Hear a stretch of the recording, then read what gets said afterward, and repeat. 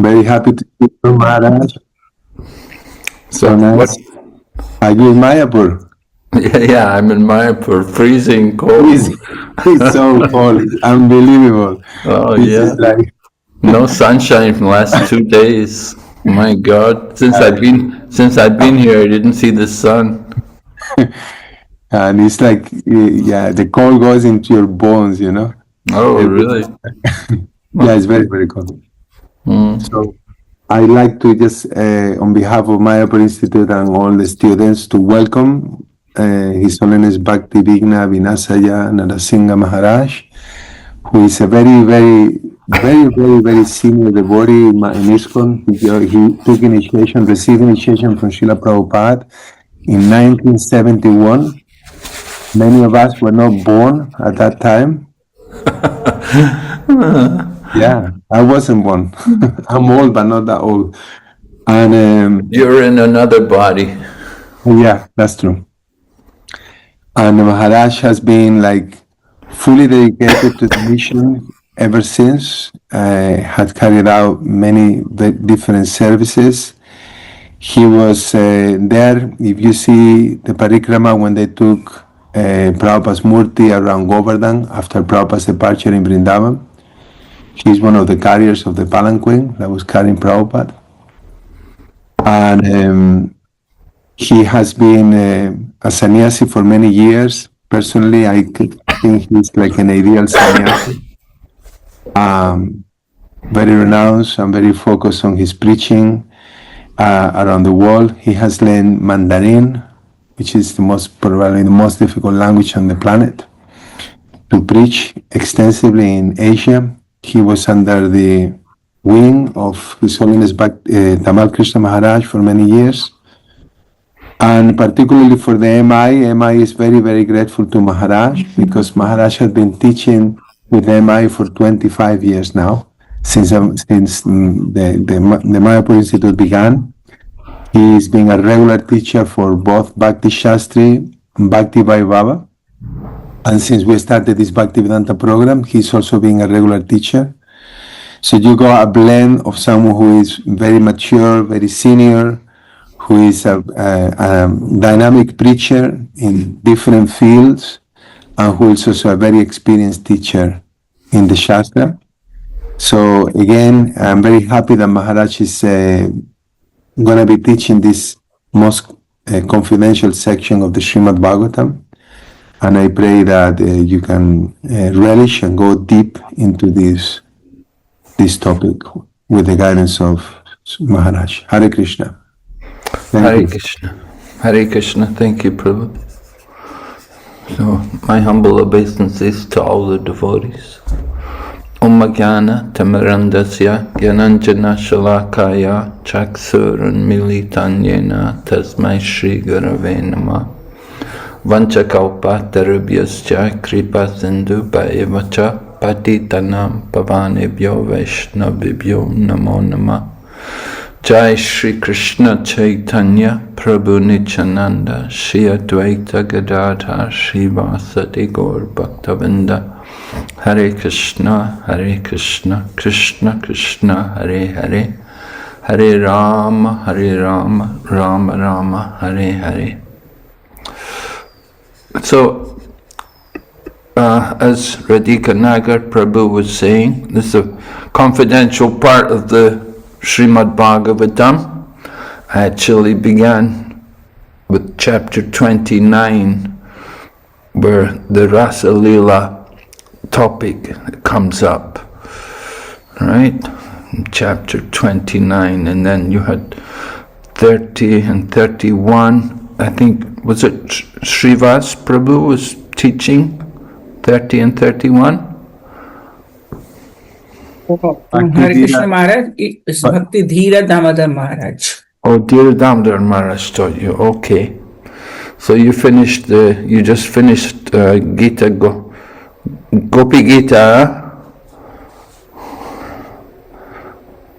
in the last section. Yes.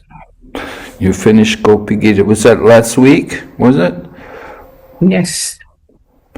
Okay, so Gopi Gita. You've been hearing the the cries of the gopis as they're searching for Lord Krishna,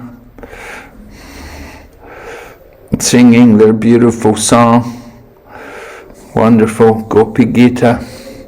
Maybe you could share something with me which you took from the Gopi Gita.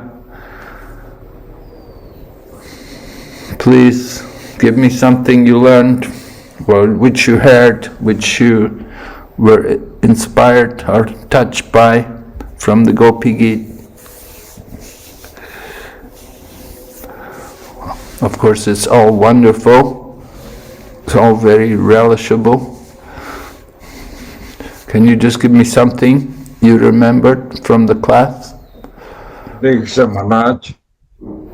Yes. Maharaj, one thing we learned was how the gopis were total madness in love with Krishna, Maharaj, until they even talked to the trees, the animals.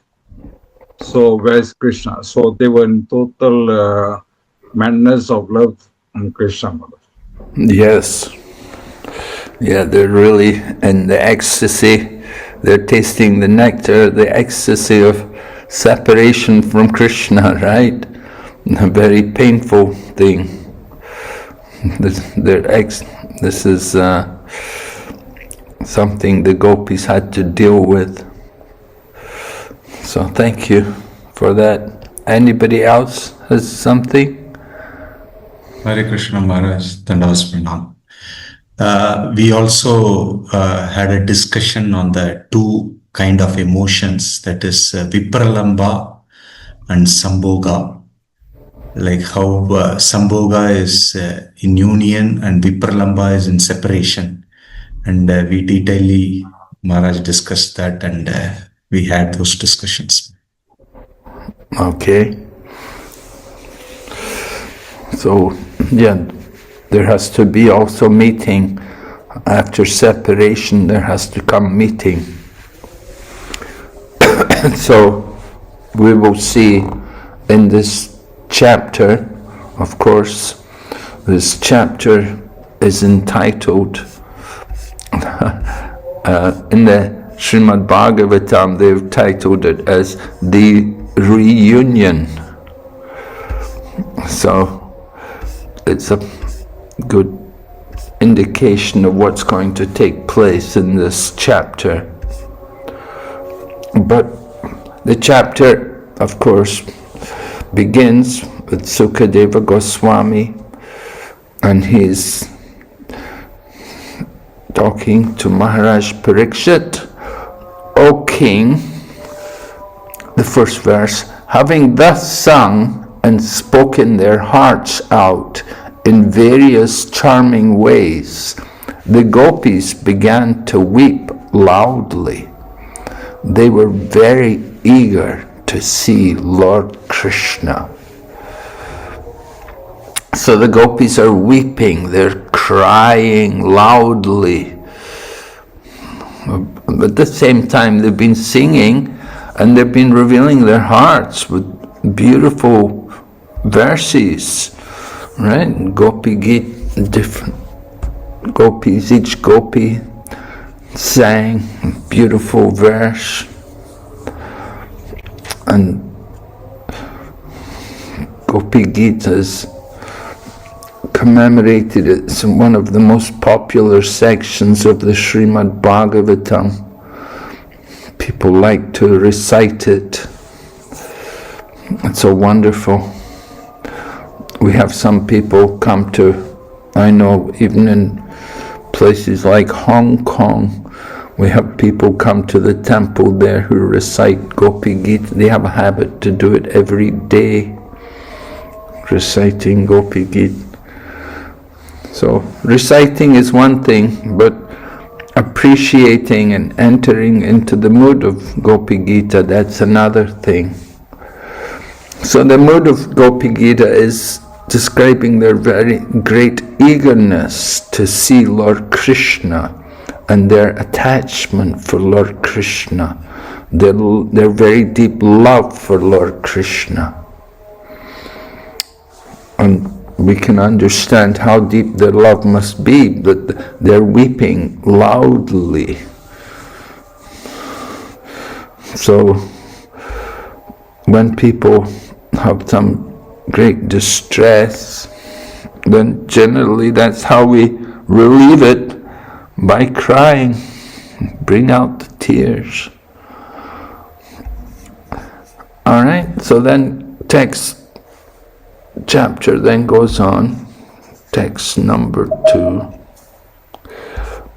And text number 2 is an interesting verse. We're told, then Lord Krishna, a smile on his lotus face, appeared before the gopis. Wearing a garland and a yellow garment, he directly appeared as one who can bewilder the mind of Cupid, who himself bewilders the minds of ordinary people.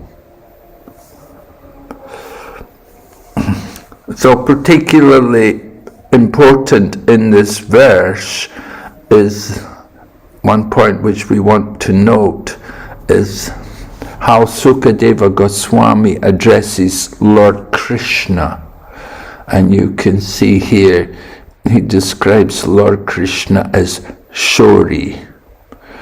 Shori.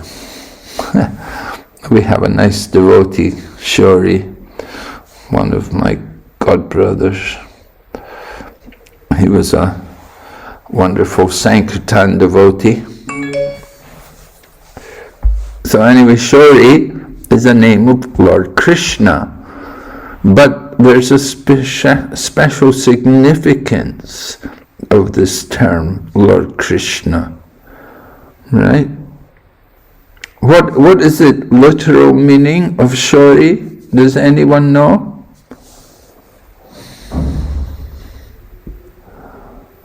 The Hare Krishna Maharaj, son of Vishnu Prabhupada.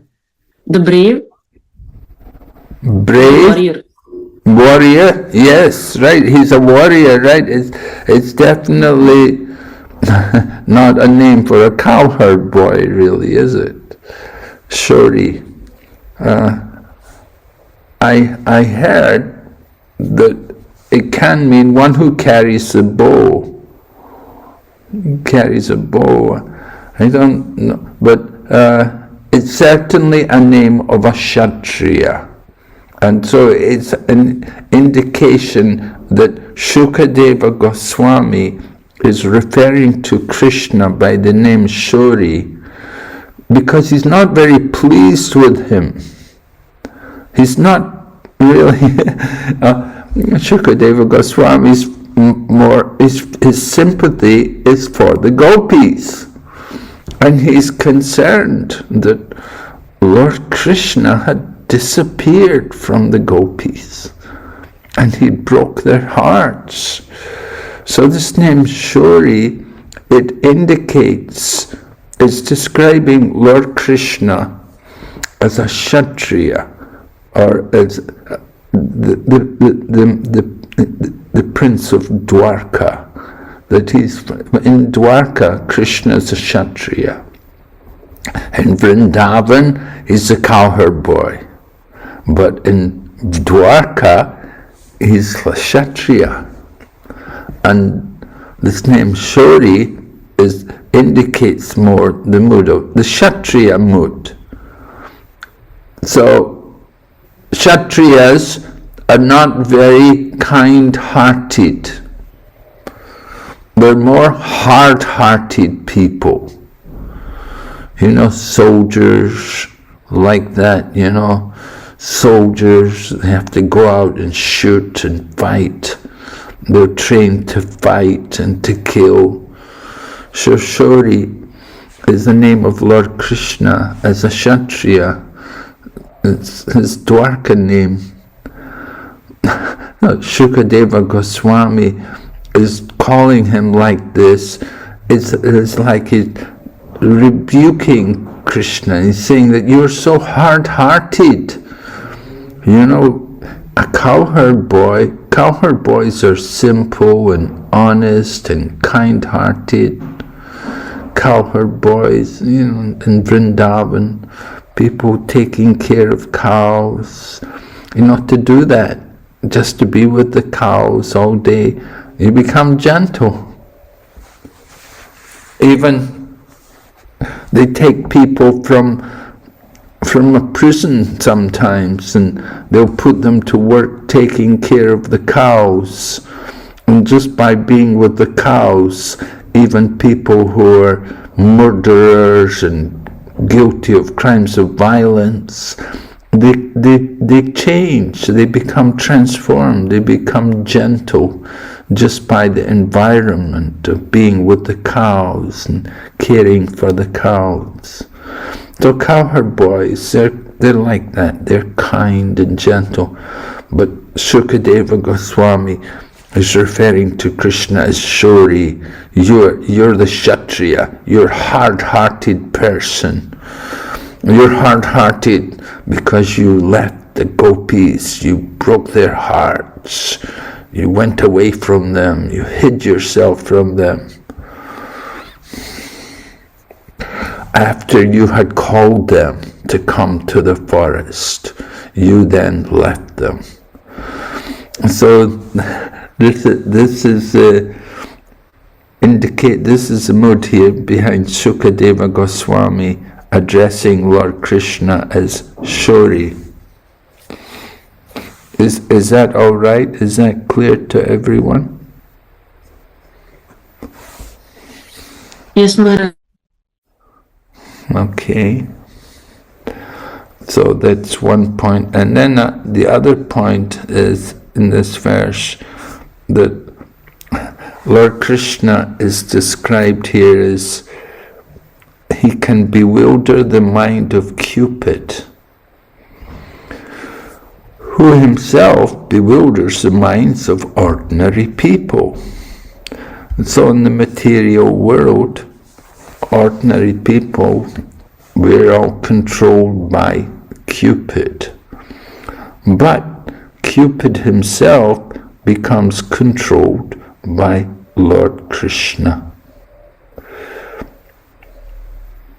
And it happened that on one occasion, Cupid tried to attract Krishna, but when he saw Krishna, Cupid became attracted himself to Krishna.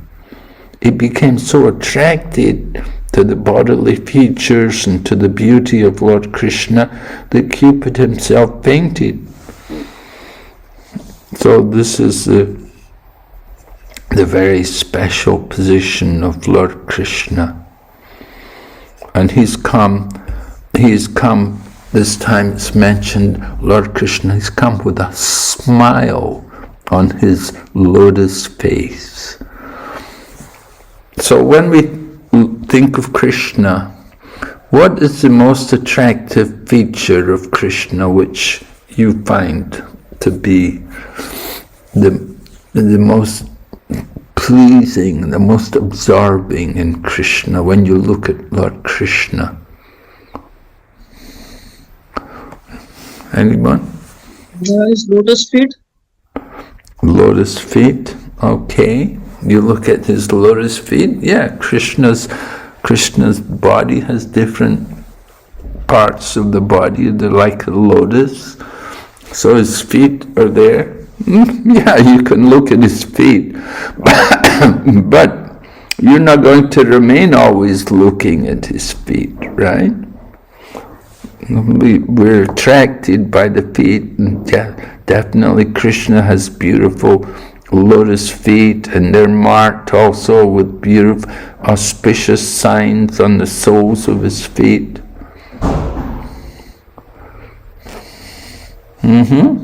Something else? Another feature of Bhakta Vatsalya is always eager to serve a devotee. Could you say that again, please? The nature of Bhakta Vatsalya, where he always eager to serve his devotees. Okay. So how do you perceive that Bhakta Vatsala in in the form of Lord Krishna. Can you give me some particular aspect of Lord Krishna's body features which indicate that he's Bhaktavatsala? Not the body feature, but the nature of Krishna himself, Maharaj, where he is always eager to serve with devotee. The nature, maybe not the features, but this nature of the Lord himself. Okay, yeah, the nature of the Lord himself. Yeah, I'm thinking more about his particular features, though. But, which particular feature, when you look at the Lord, which particular feature? His smile, his It's a eyes. glance. Yeah, his smile, it's mentioned here. His And look, glance. his glance, Lord Krishna's glance, in other words, his lotus eyes, right? Yes. His eyes certainly very. I like his three-bent form from Yes. bottom bending. to up. Yeah. I like taking darshan from bottom to up after dressing is done, and Shringar Aarti is the best time of my day. Okay. You enjoy the threefold bending form of the Lord? That shows he is merciful also. Oh, all right. It's mercy. There's a particular reference about the power of Krishna's smile, and it's how it has an effect on the gopis. Or have you come across that? The smile, how it affects the gopis. I think it's mentioned even in Gopi Gita. I have to check on it. I was hearing one devotee say anyway, that's in Gopi Gita, that how Krishna's smile conquers the pride of the gopis. Krishna's smile can conquer the pride of his gopis. Yes, text 10. Your smiles, your sweet, loving glances, the intimate pastimes and confidential talks we enjoyed with you, all these are auspicious to meditate upon and they touch our hearts. But at the same time, O deceiver, they very much agitate our minds. Yeah, very much agitate our mind, right? So, Lord Krishna has come in smiling. He'd gone away from the gopis, left them, and they've been looking anxiously for him, and they've been crying for him. And he's been watching them. He's been observing them and seeing how they behave. He's been seeing them cry. He's been seeing them. He saw how they reenacted all of his different pastimes, and how they remembered Krishna in so many different ways. And then Krishna comes back, and he just smiles at them. He doesn't have any real feeling of guilt that, oh, I'm sorry, I've been treating you badly, I've been hiding myself from you. But he's coming and he's smiling. He's a trickster, prankster. He's playing this game with the gopis. And here he is coming back, smiling to them. So the gopis, how are they going to react? They see Krishna smiling. And they see him, he's wearing a garland and his yellow garment. Garland, which had been given to him by Radharani.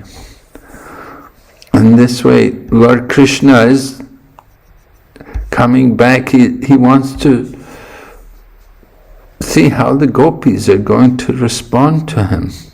He's been away. He's separated himself from them for some time, and now he's come back. Now it's a reunion. So it's a powerful experience for the gopis. They have to tolerate this kind of dealings with him, that he breaks their heart, and then he comes back again and he's smiling about it. So the gopis are certainly a little disturbed about these things, and we will see as we go through this chapter how they respond to this. Right? So anyway, first we hear about Lord Krishna coming back into the midst of all the gopis again.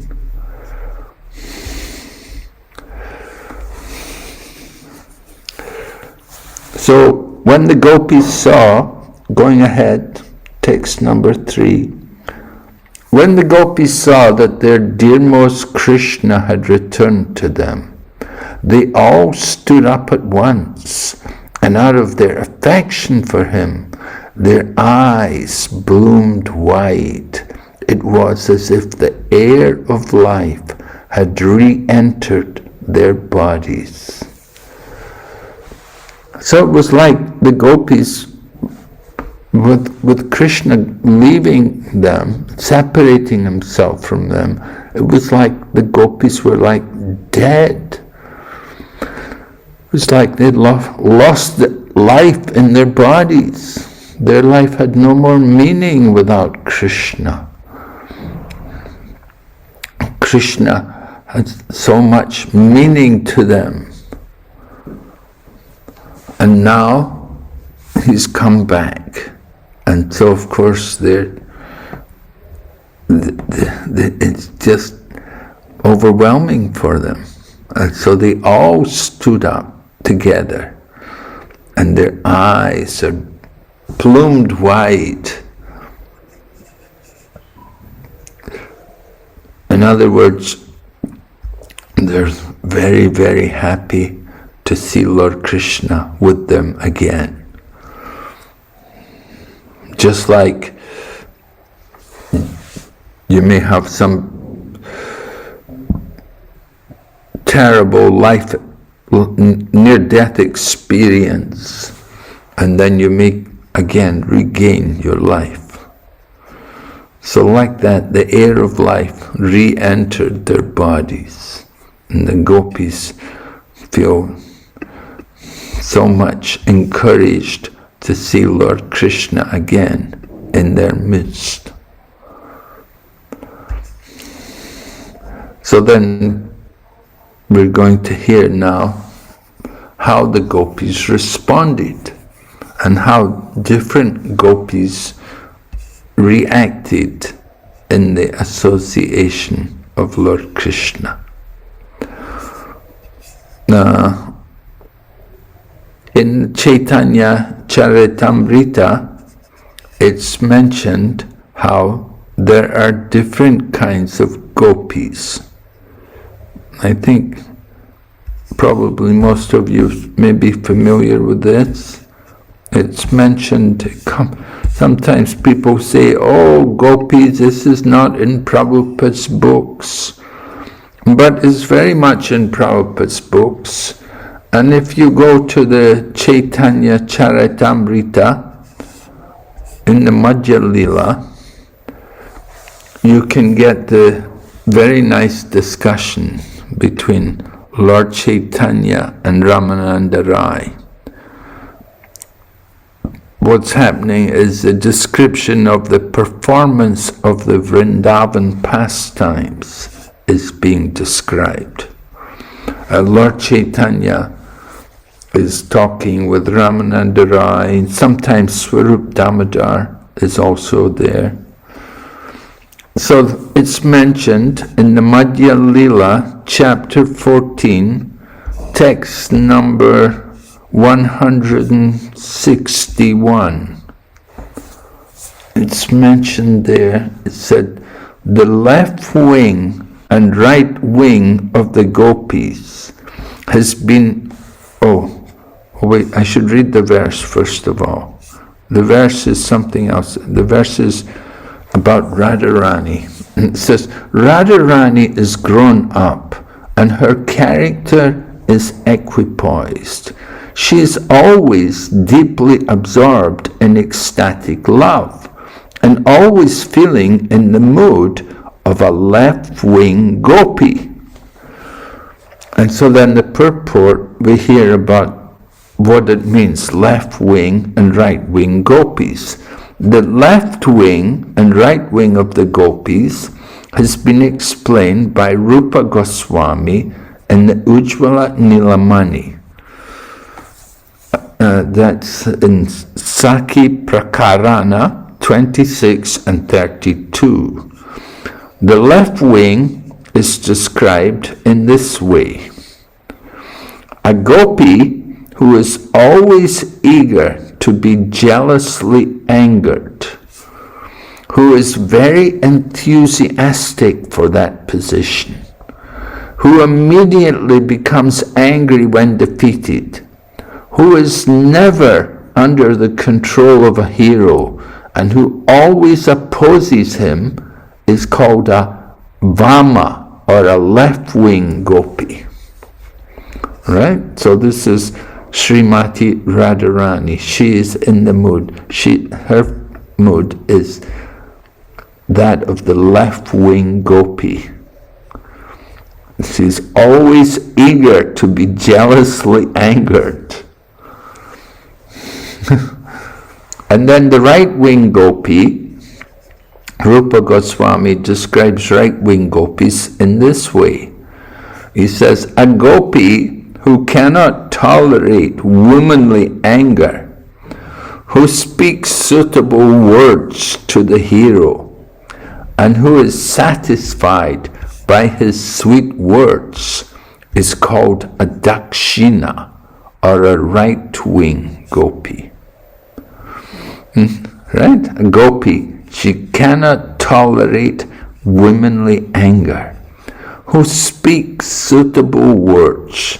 Previously it said the left-wing gopi never under the control of a hero. And here it said this right-wing gopi, she will speak suitable words to the hero and satisfied by his sweet words. So this is the right-wing gopi. So we have these two divisions among the gopis, left-wing and right-wing gopis. Right? How many gopis are there? Do you remember? It's mentioned in one of the purports. 3 billion. Yes, right. 3 billion gopis. Not a small number. 3 billion gopis. And among 3 billion gopis, then 16,108 are prominent. And among 16,108, 108 are more prominent. And among 108, then 8 are more prominent. And among 8, 2 are more prominent. These 2 are Chandravali and Srimati Radharani. And among the 2, Srimati Radharani is the most prominent. And Srimati Radharani is described here that she is she's the mood of a left-wing gopi. Her character is equipoised. She's always deeply absorbed in ecstatic love and always feeling in the mood of the left-wing gopi. And remember that mood of the left-wing gopi, always eager to be jealously angered, who is very enthusiastic for that position, who immediately becomes angry when defeated, who is never under the control of a hero, and who always opposes him. Then this is the left-wing gopi, or Vamana. So in this way, Lord Chaitanya was hearing about Srimati Radharani and her character.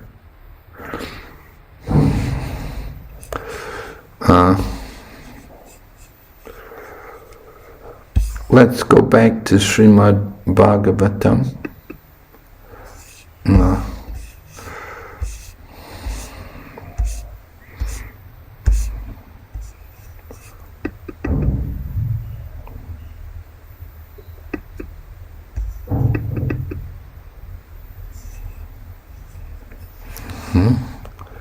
So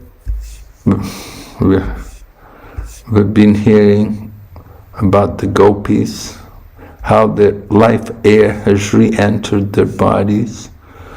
So Sukadeva Goswami then describes different activities performed by different gopis. Right? There are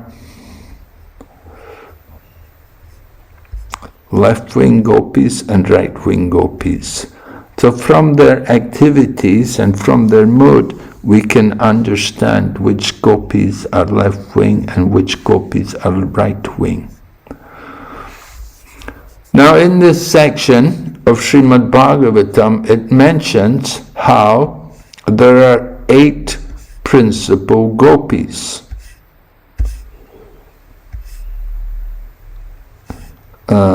It's not mentioned in Srila Prabhupada's Krishna book, but it is mentioned in the Srimad Bhagavatam.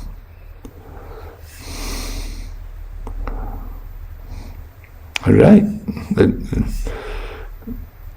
We'll come up to that later.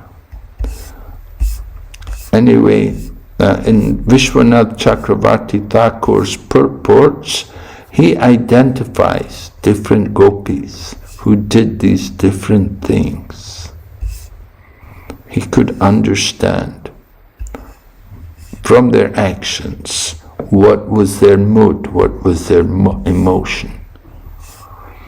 So text number 4 describes one gopi joyfully took Krishna's hand between her folded palms, and another placed his arm, anointed with sandalwood paste, on her shoulder.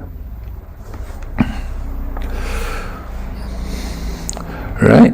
Can you understand the difference between the right wing and the left wing gopi? The right wing gopi, how will she think about Krishna and her relationship with Krishna?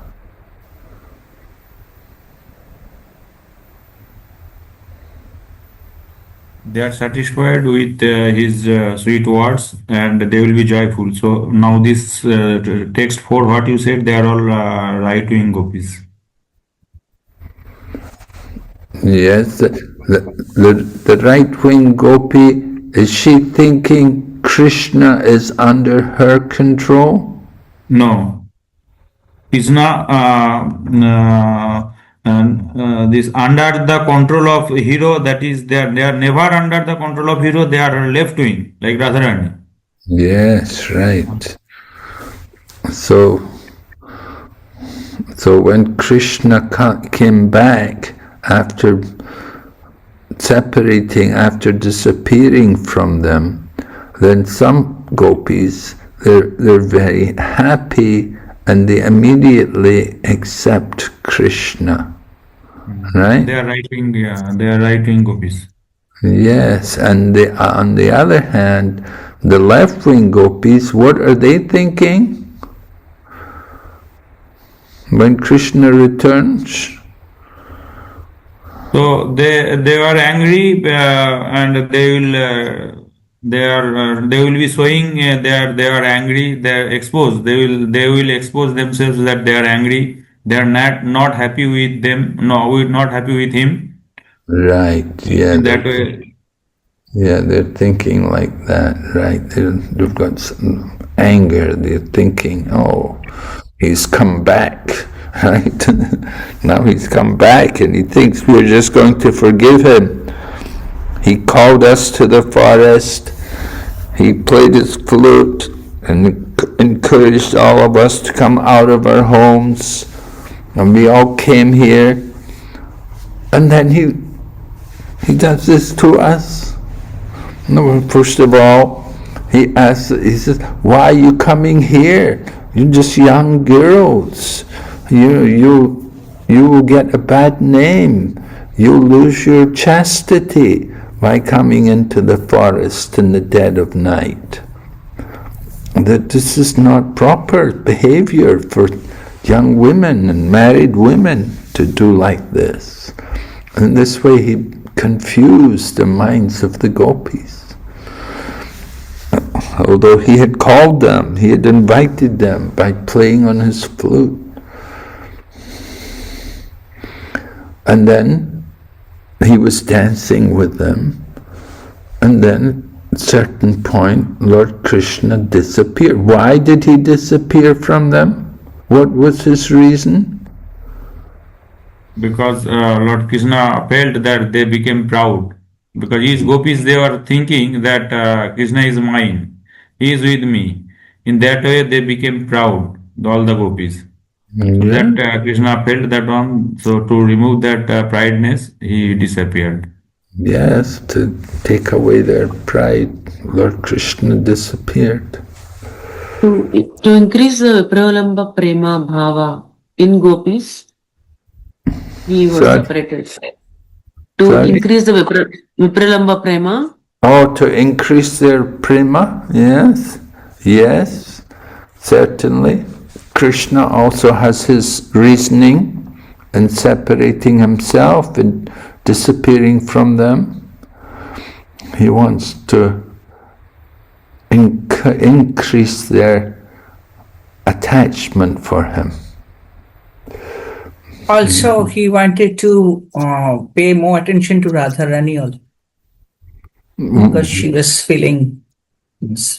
Yes, that also comes out that when the gopis were searching for Krishna, they saw that Krishna had gone off with another gopi, that he was not alone.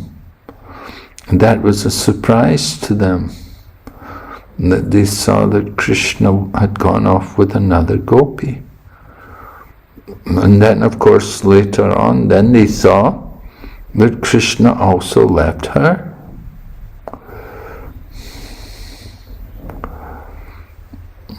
So this is Lord Krishna's pastimes, his dealings with the gopis, and the gopis are certainly bewildered, they're troubled. Why is he doing like this to us? He's breaking our heart. In one moment he's loving us, and the next moment he's leaving us. Now he's coming back to us. So this is all the exchange of transcendental love. Of course, it's never on the material platform. There's nothing in the material world which could ever compare to the loving exchange between Krishna and his gopis. So we do want to understand these pastimes very carefully. All right, so text 4 says, one gopi joyfully took Krishna's hand between her folded palms. and another placed his arm anointed with sandalwood paste on her shoulder. So certainly a very warm feeling of there's no question of anger there in the dealings with these two gopis, how they're receiving Lord Krishna.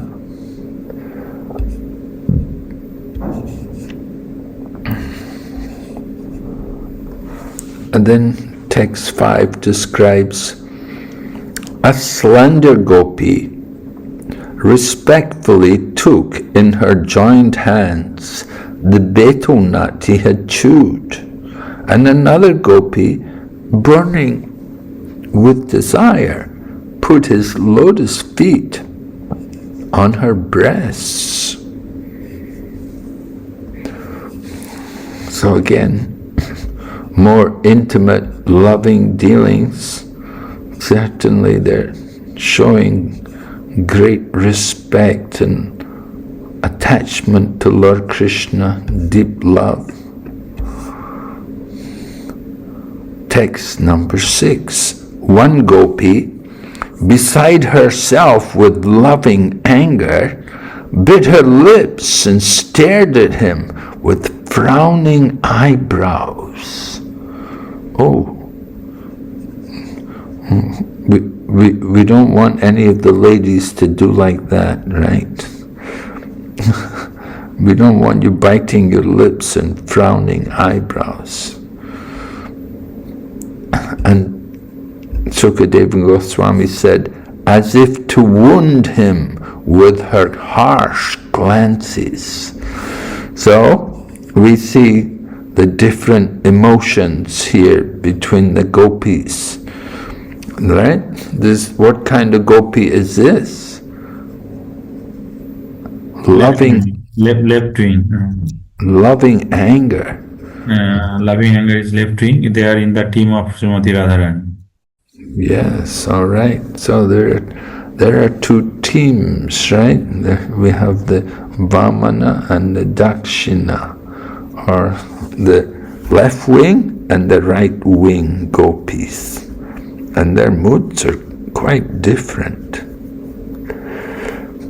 So, gopis, they're certainly very great souls. They've come to that position only after many, many lifetimes, not ordinary souls.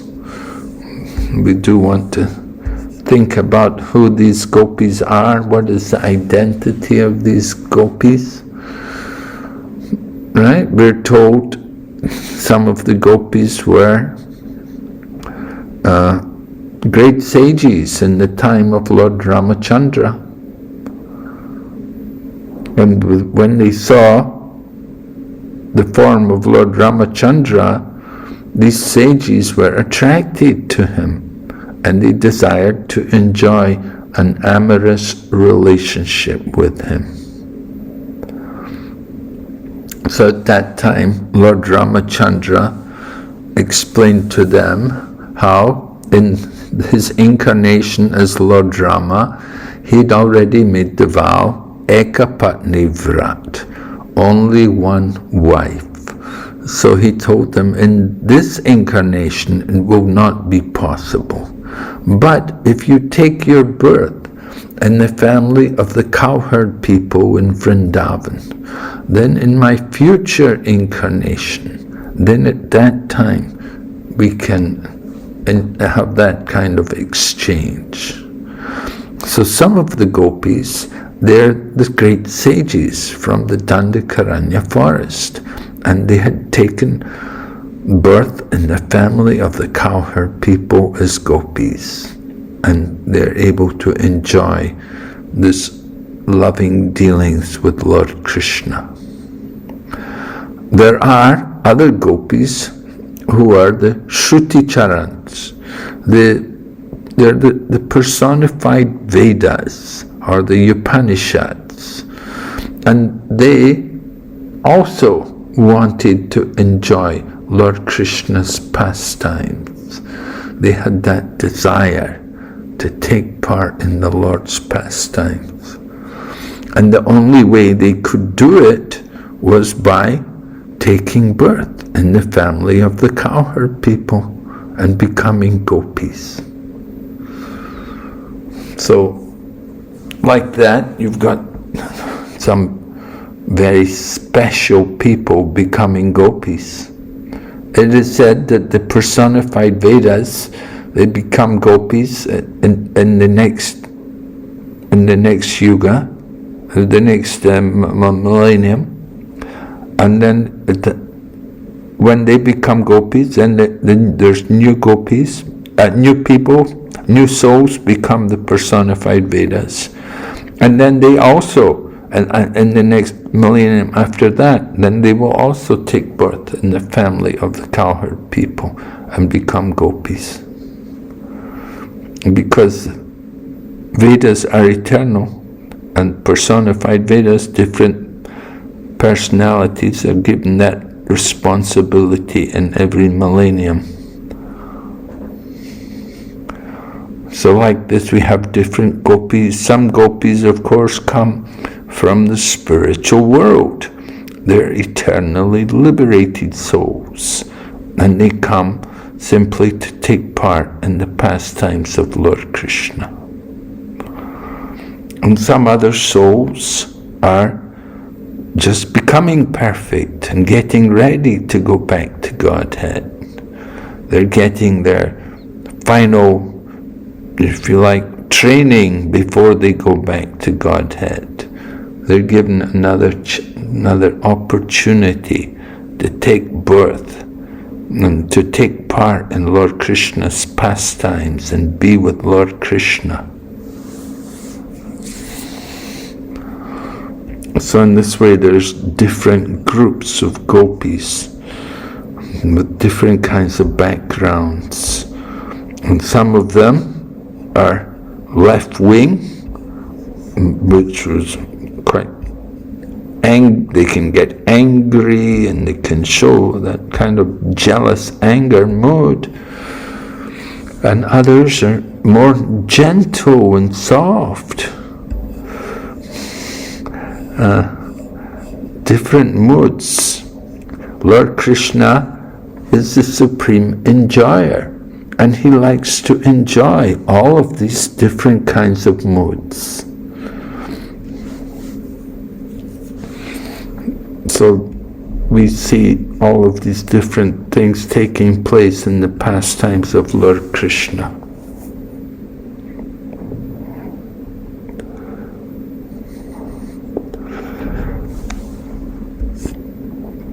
Okay, we'll go ahead. Text number 7 says, another gopi looked with unblinking eyes upon his lotus face, but even after deeply relishing its sweetness, she did not feel satiated, just as mystic saints are never satiated when meditating upon the Lord's feet.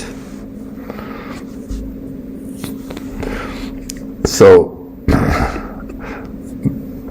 Vishwanath Chakravarti Thakur points out that this comparison is not very applicable, because the ecstasy which the gopis are feeling, the ecstasy of the gopis and relishing the sweetness of Lord Krishna can never be compared to that ecstasy or to that pleasure which the mystic saints are experiencing by meditating upon the Lord's feet.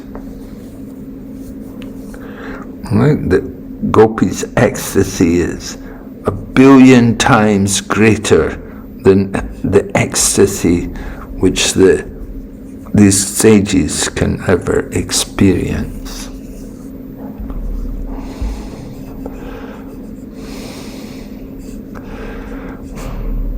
So in this purport, it's mentioned that Vishwanath Chakravarti Thakur reveals that this particular gopi is the most fortunate of all.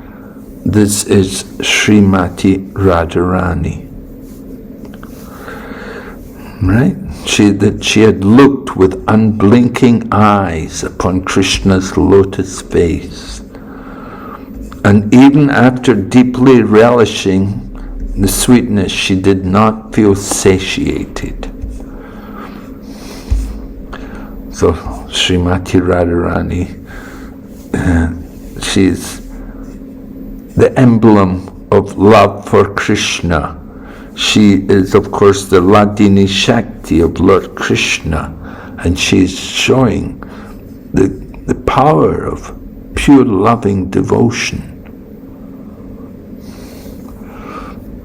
In the beginning of this chapter, in the Krishna book, Prabhupada writes something very interesting.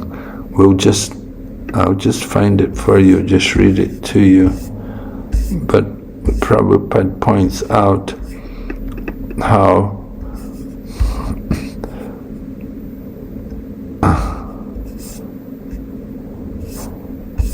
wait, let me find it. It's at the beginning of chapter 32. And Prabhupada writes, when Lord Krishna finally reappeared among the assembled gopis, he looked very beautiful, just befitting a person with all kinds of opulences. In the Brahma Samhita, it is stated, Ananda Chinmaya Rasa Pratibhavitabi. Krishna alone is not particularly beautiful. I don't know, have you ever thought like this before? That Krishna alone is not particularly beautiful. Usually when we think of Lord Krishna, we think he's all attractive.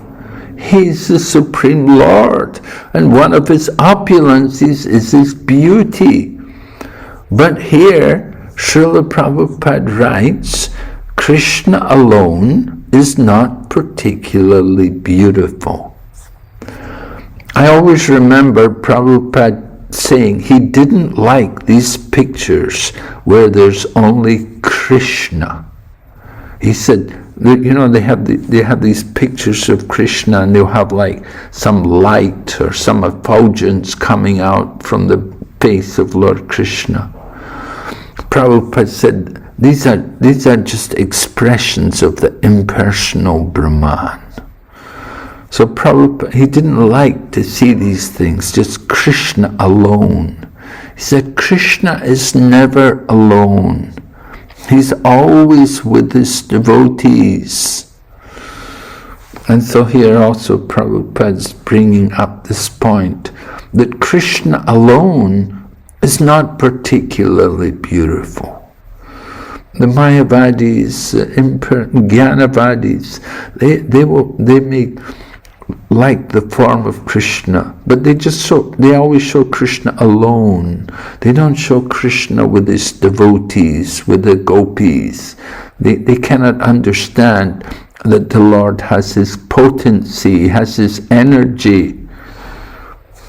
So this is an important point, that Krishna is not particularly beautiful on his own, but when his energy, especially his pleasure energy, represented by Radharani, when it expands, he looks very magnificent. Actually, we're told when Krishna is with Radharani, then Radharani will look at Krishna and she'll become so happy. She will become more beautiful, seeing Krishna with her. And when Krishna sees Radharani become more beautiful, he becomes more attracted to her, and he becomes more beautiful. And in this way, Radha and Krishna, they're continually expanding their beauty by the presence of each other. So Prabhupada explains, as they expand, Krishna looks very magnificent. The Mayavadi conception of perfection is an absolute truth without potency, is due to insufficient knowledge. And so, again, impersonalism, it's just insufficient knowledge. We could say, yes, God is impersonal, but He's not only impersonal. That is only one aspect of the Supreme Lord. And so, well, they're not wrong, they're just not complete in their understanding. And Prabhupada goes on explaining this, that outside the exhibition of his different potencies, the absolute truth is not complete. Ananda Chinmaya Ras means his body is a transcendental form of eternal bliss and knowledge. Krishna is always surrounded by different potencies, and therefore he is perfect and beautiful. We understand from Brahma Samhita, Skanda Purana, Krishna is always surrounded by many thousands of goddesses of fortune. The gopis are all goddesses of fortune, and Krishna took them hand in hand on the bank of the Yamuna. So this is the wonderful supreme position of Lord Krishna.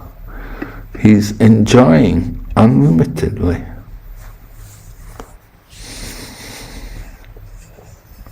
So Lord Krishna has returned to be with the gopis again.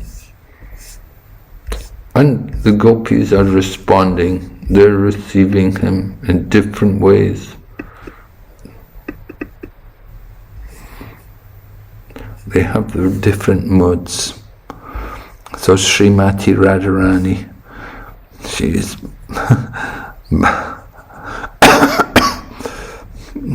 she is also mentioned. Then text number 8 describes, one gopi took the Lord through the aperture of her eyes and placed him within her heart. Then, with her eyes closed and her bodily hairs standing on end, she continuously embraced him within. Thus immersed in transcendental ecstasy, she resembled a yogi meditating upon the Lord. So one gopi is mentioned, she took the Lord through her eyes and placed him within her heart. She was worried about losing him again, so she brought the Lord within her heart. And then she closed her eyes because she doesn't want to lose him again. And in this way, she was feeling ecstasy, her bodily hair standing on end, and she could embrace him continuously. So Sukadev compares this gopi to a yogi meditating upon the Lord. Of course, these gopis are not ordinary ladies, but they're the greatest of all yogis. They're the topmost yogis. So, purport points out that so far 7 gopis have been mentioned in this chapter. The first 7 of the 8 principal gopis. So these gopis are mentioned, and these are different from the Astasakis. Here in Mayapur, we have Radha Madhava and the Astasakis. Astasakis mean Tungavidya, Chitra, Champakalata, Lalita, Vishaka, Induleka, Rangadevi, Sudevi. So those are all the friends of Srimati Radharani. They're all in Radharani's team. But here you have principal gopis, and some are from the left wing and some are from right wing. And their names are mentioned, right? Chandravali, she's the head of the right wing gopis, and she's assisted by people like Shamala, Saibya, Padma, and there's another one, Bhadra. But we also have Srimati Radharani, Lalita, and Vishaka. So they're all the 8 gopis. It said these 8 gopis are principal among the 3 billion gopis.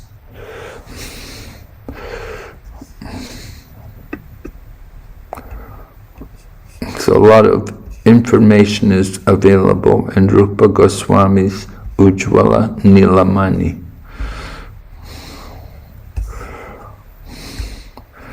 All right, and the acharyas are quoting these different names. 8 principal gopis, not to be confused with the Astasakis. And of all the gopis, Srimati Radharani is the foremost of all the gopis.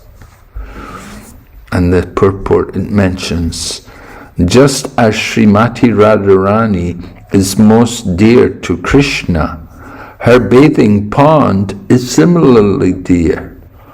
Of all the gopis, she is the most beloved of the Lord.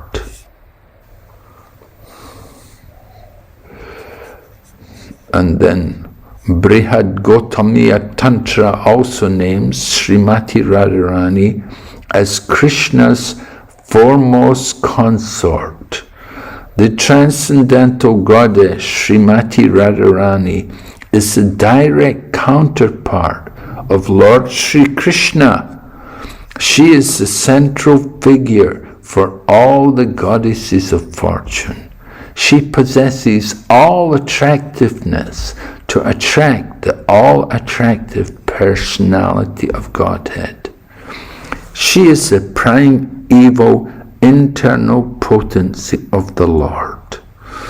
And we're told this translation is Srila Prabhupada's English rendering of Chaitanya Charitamrita Adi Lila, Chapter 4, Text 83. So Srila Prabhupada would often be very reserved in speaking about Srimati Radharani. Although he does mention it in his books, he does come up.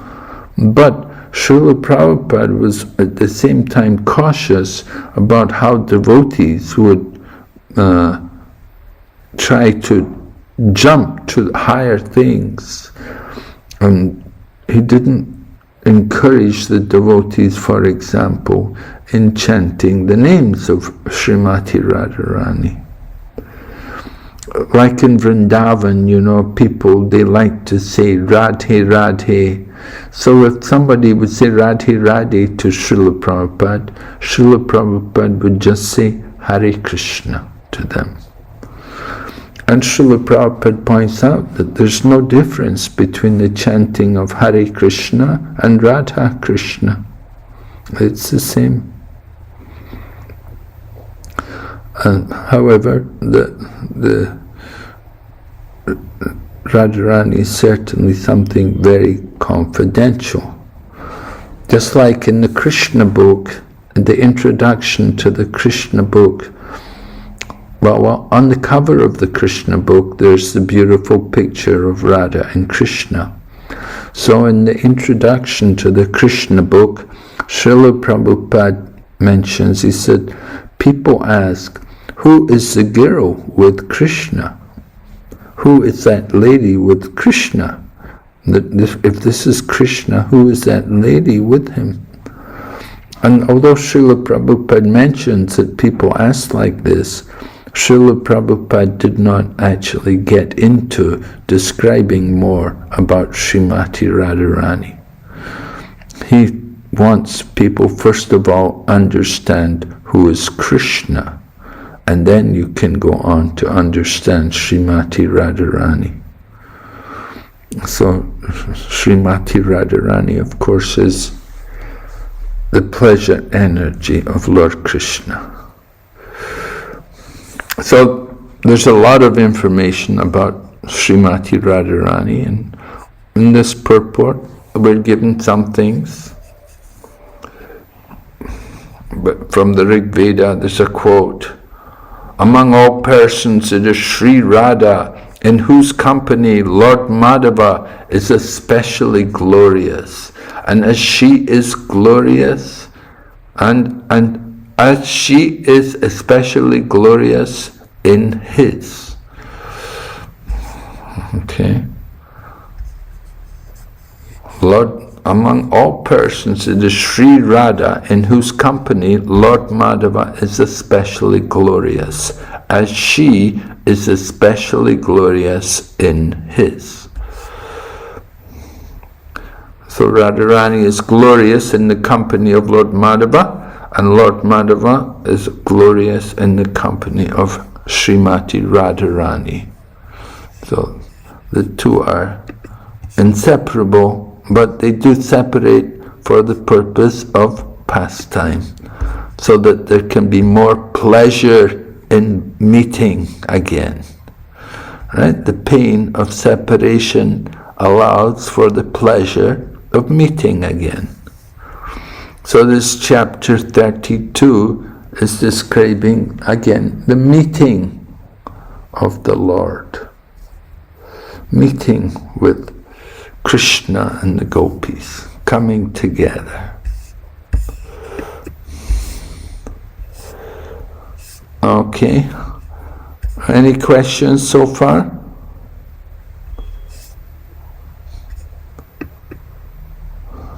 Maharaj, that's a question. Maharaj, we know that, but until now, there's only one Krishna. But we also learned that Krishna manifested so many Krishnas so they can spend. One Krishna for one gopi. So when exactly Krishna manifested many forms, Maharaj?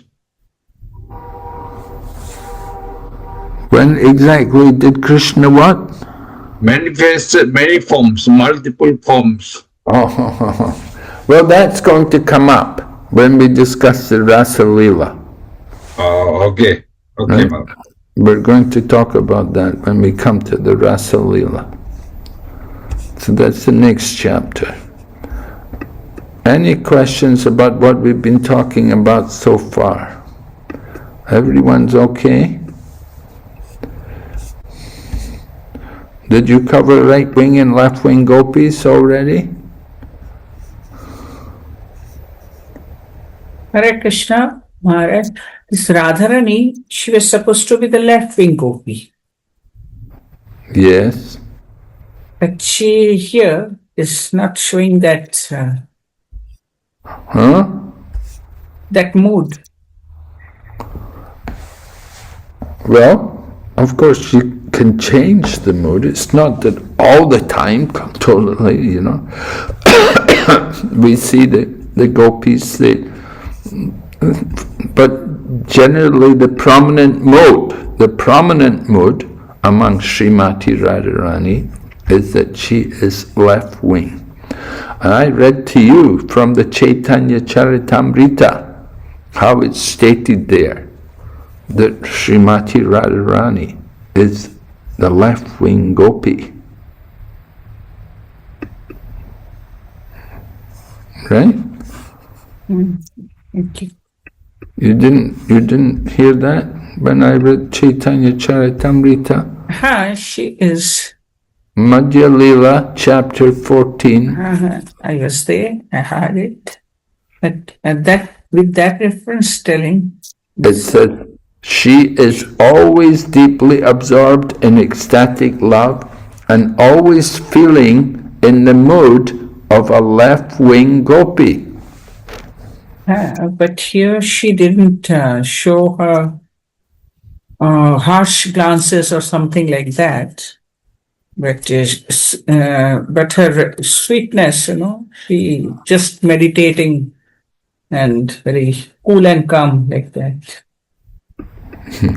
Cool and calm, and yeah, she can get also quite different. And mood can vary.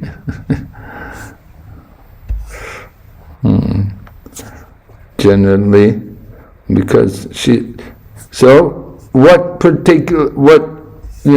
about the gopis, Lalita and Vishaka? What mood are they? Left wing or right wing gopis? Left wing. Yes. Because they are with Radharani, so she is they are on the left side. Yes, they're the friends of Radharani. One more question. I have a question. Oh. Uh-huh. Go ahead, Mataji. This set of 8 gopis, these are they just gopis of Krishna? On this set of Mayapur Ashtasakhis, they are friends of Radharani. Is it like that? Yeah, well, the Ashtasakis, yes, they're friends of Radharani. They're also friends of Krishna. They're also servants of Lord Krishna. But this Chandravali, Shyamala, Shaiva, Padma, who are not coinciding, they are only for Krishna, like that. Maybe understand it this way. Well, no, they're also, of course, Chandravali is like a competitor with Srimati Radharani. So there's some competition there between Radharani and Chandravali. And generally, Shyamala and Saibya and Padma, they will be helping Chandravali. And this Lalita Vishaka is in both the groups. No, Lalita and Vishaka, they're the friends of Radharani. But here the mention is there, the Vaishnav Tasani. They are the 8 principal gopis, along with Chandravali, Shyamala, Shaiva, Padma. Lalita and Vishaka is also mentioned. Yes, yeah, they're the 8 principal gopis, right. So they are in both the groups, Radha and Krishna's. Yes, but there's 2 groups, right? 2 teams. There's the left wing and the right wing. So 8 principal gopis. Yeah, they're most prominent among the dealings between the... Maharaj, I have the same question as Mataji. I think the question here is, when somebody asks who are the 8 principal gopis, are we going to say Mayapur gopis, or are we going to say the 8 gopis mentioned in this purport? Because Induleka and there are others on Mayapur, right? On Mayapur altar. Oh, yeah. Yeah, in Mayapur, the Ashtasakis. Right, so Ashtasakis equal to 8 principal gopis? No, they're different from the 8 principal gopis. They're the Ashtasakis, they're the ones who are friends of Radharani and Krishna. The Ashtasakis, they are Tungavidya, Chitra, Champakalata, Lalita, Vishaka, Induleka, Rangadevi, Sudevi. Right? These are the Ashtasakis. So they're the ones who are with Radha Krishna, or you can see Radha Madhava here in Mayapur. Yeah? But still there's prominent mentioned here, which taken from a different place. The Vaishnava Tosani mentions these people. The 7 gopis along with Bhadra, 8 gopis. Maharaj, other day, His Holiness Bhakti Swami Maharaj said that this left wing, right wing, and neutral is also there. So Radharani's team, Chandravali's team, and another group that is neutral. He said. Yeah, neutral. Okay. Some people are neutral. Hare Krishna Maharaj. Hare Krishna Maharaj. Chandravali and Radharani is both sisters, huh? Both. I heard one story, they coming, both Chandravali and Radharani, they elder and younger sisters. From him, they come. Yeah. Chandravali is the younger sister of Radharani. Oh, okay, man. Is it? I don't know. I'm asking you. Yeah, I heard from one story from Purushottam telling the Leela of the Radharani. Oh. Yes, but I also heard that Chandravali is a sister of Radharani. But yeah. Another thing, they say that if you want to dear to Krishna, don't tell the name of Chandravali. Only mention Radharani. Yes, right. This is true. Yeah, yes, we know that Raghunath Das, when he was given a cup of buttermilk, he asked about the cup. I said, where is this cup from? And when they said the name of the village, he threw it away in disgust, because that cup had come from the place of Chandravali. So, I don't know. I never heard that there were sisters before. But I know that when Raghunath Das heard the name of where this leaf cup had come from, he was, wow! It disturbed him, because it had come from the same place where Chandravali came from. And he knew Chandravali to be the competitor of Srimati Radharani. And Raghunath Das, he's a follower of Radharani. He's supporter of the team of Radharani. And he didn't want anything to do with anything from the village of Chandravali.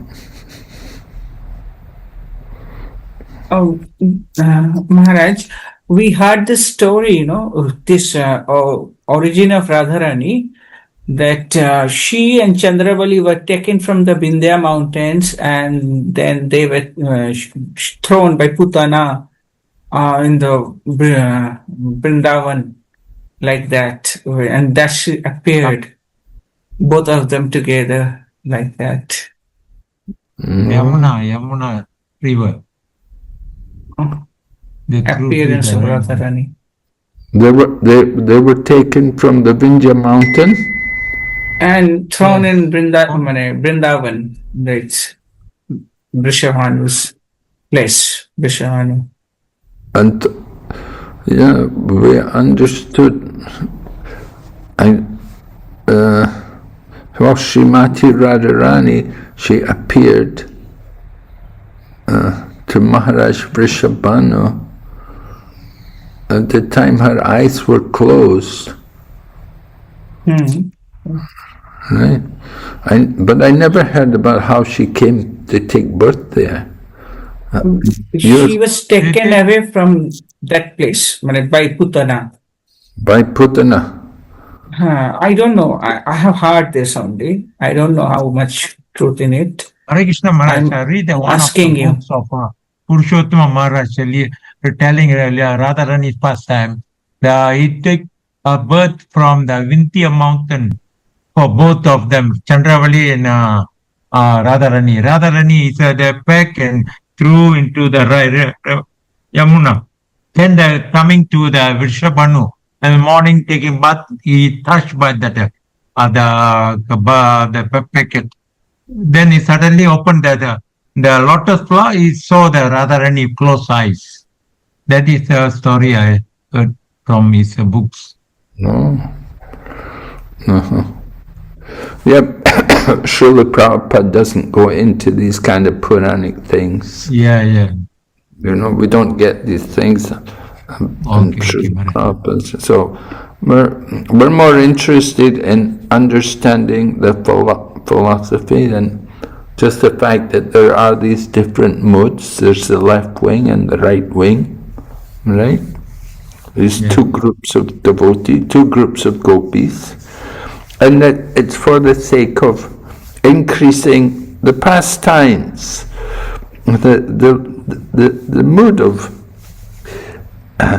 increasing the love and the feelings, attachment to Lord Krishna. So we want to understand these kind of things. All right. Of course, there are many Puranic details which we're not so much interested in. We don't. Okay. Thank you. Okay. Anyway, what we're told from the Vaishnava Toshani, the names of these prominent gopis. And some are left wing and some are right wing. Certainly, it said two are most prominent. One is Chandravali and the other is Srimati Radharani. So Chandravali is there and she's got her friends. And some people may also be neutral. That's also possible, but we don't come across that reference. I haven't seen it there in Prabhupada's books anywhere. But certainly possible that some gopis will be neutral. But the main points to understand is that Srimati Radharani is the foremost of all the gopis, and she's the most dear to Lord Krishna. But at the same time, to increase that loving ecstasy, there's a competitor. There's another person. There's this Chandravali. And certainly some can make some concern for Srimati Radharani. It helps to create the pastime.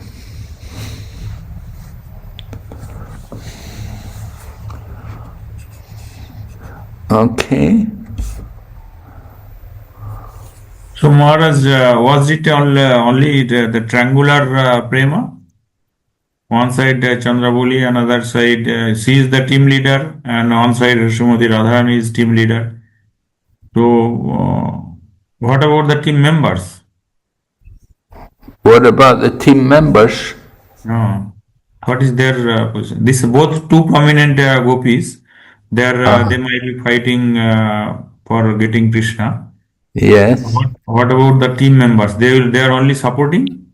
Yes, generally the team members they like to bring Krishna to be with Radha, or the other team they will like to bring Chandravali to be with Krishna. They will make arrangements for Krishna to be with their leader.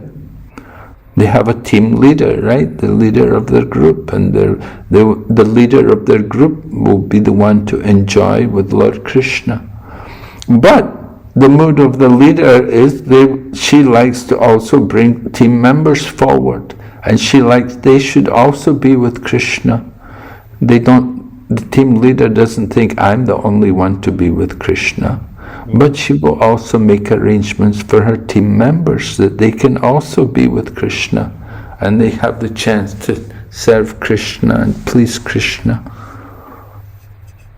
Oh, thank you.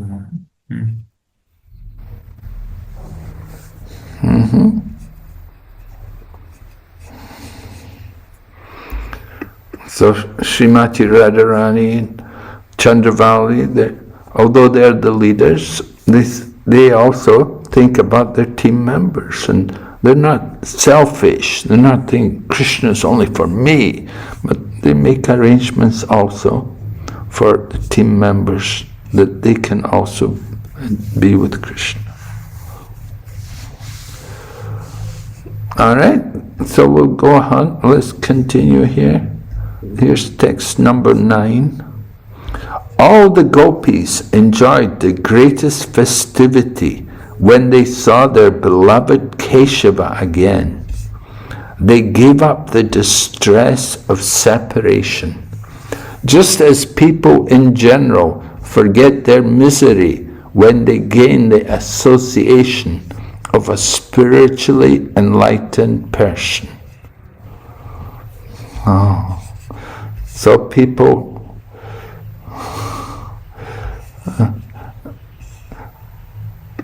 get the association of a saintly person.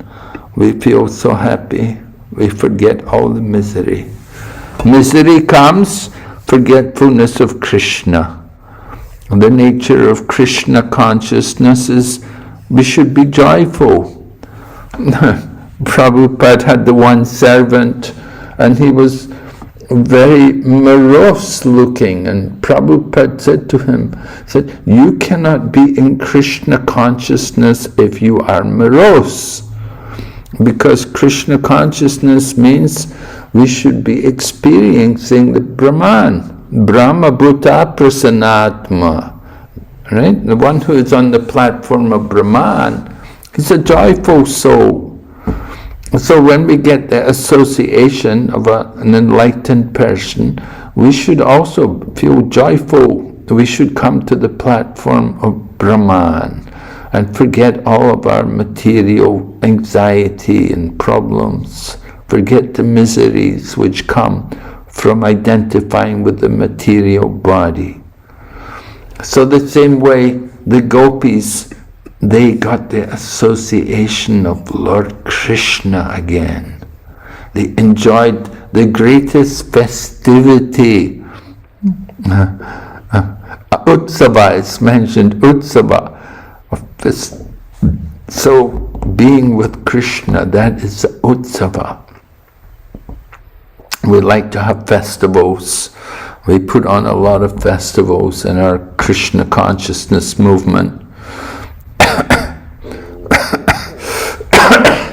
So here, the gopis, they're enjoying the greatest festival. They're seeing Lord Krishna again. That is the real festival, to see Krishna.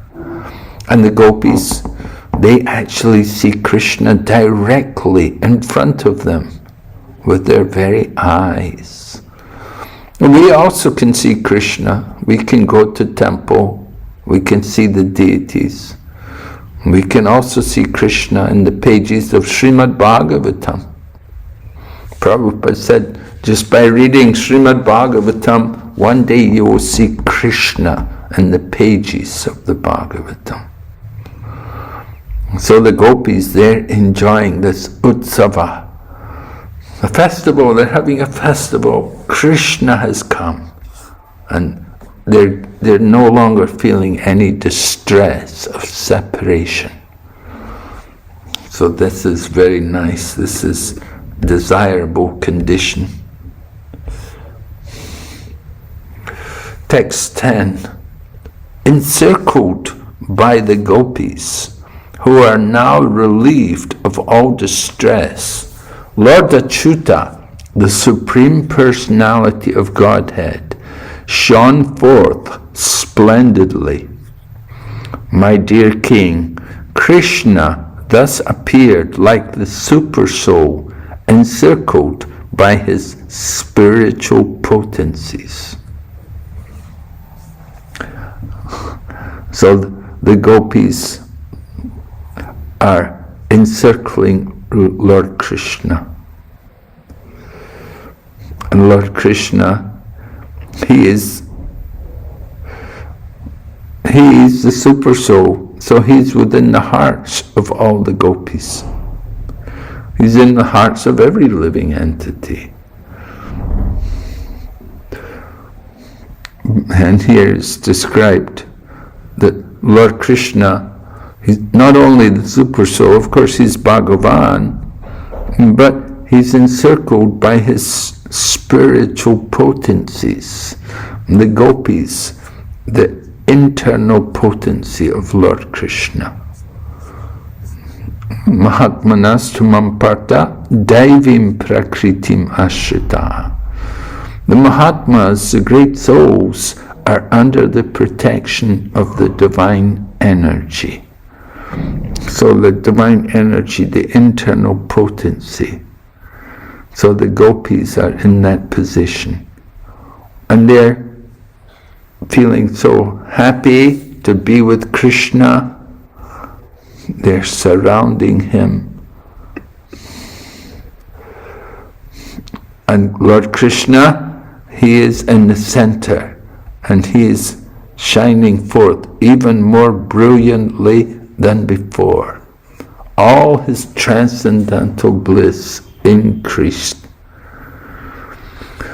The commentators write, Krishna loves the gopis with pure transcendental love, and they love him in the same pure way. The whole affair, conducted on the transcendental platform, is inconceivable to those bound in material existence. So this is important for us to understand, that these pastimes, these affairs, the dealings between Lord Krishna and the gopis is all on the transcendental platform. And if we're in the bodily conception of life, then it will be inconceivable for us. But we have to appreciate that the love between Krishna and the gopis is reciprocal. Krishna loves the gopis and they love him in the same pure way. Of course, the gopis, they want to question Krishna about his dealings, and we will be hearing in future how the gopis question Krishna about how he could deal with them. His pure love sometimes affects them. It appears to be very painful to them. What we speak of love, of course we have mundane understandings of love in the material world, but on the spiritual platform, that love, that is described for us by verses like Chaitanya Mahaprabhu in the Shikshastikam, where he says in the final verse, Aslishavapadaраtam panastumam adarshanam marmatam karot. Even if you handle me roughly by your embrace, or make me broken-hearted by not being present before me, you're completely free to do anything and everything with me, but you're always my worshipful Lord, unconditionally. So this is pure love. This is the mood of Radharani and the gopis, that their love for Krishna is pure, unconditional. As the verse says, that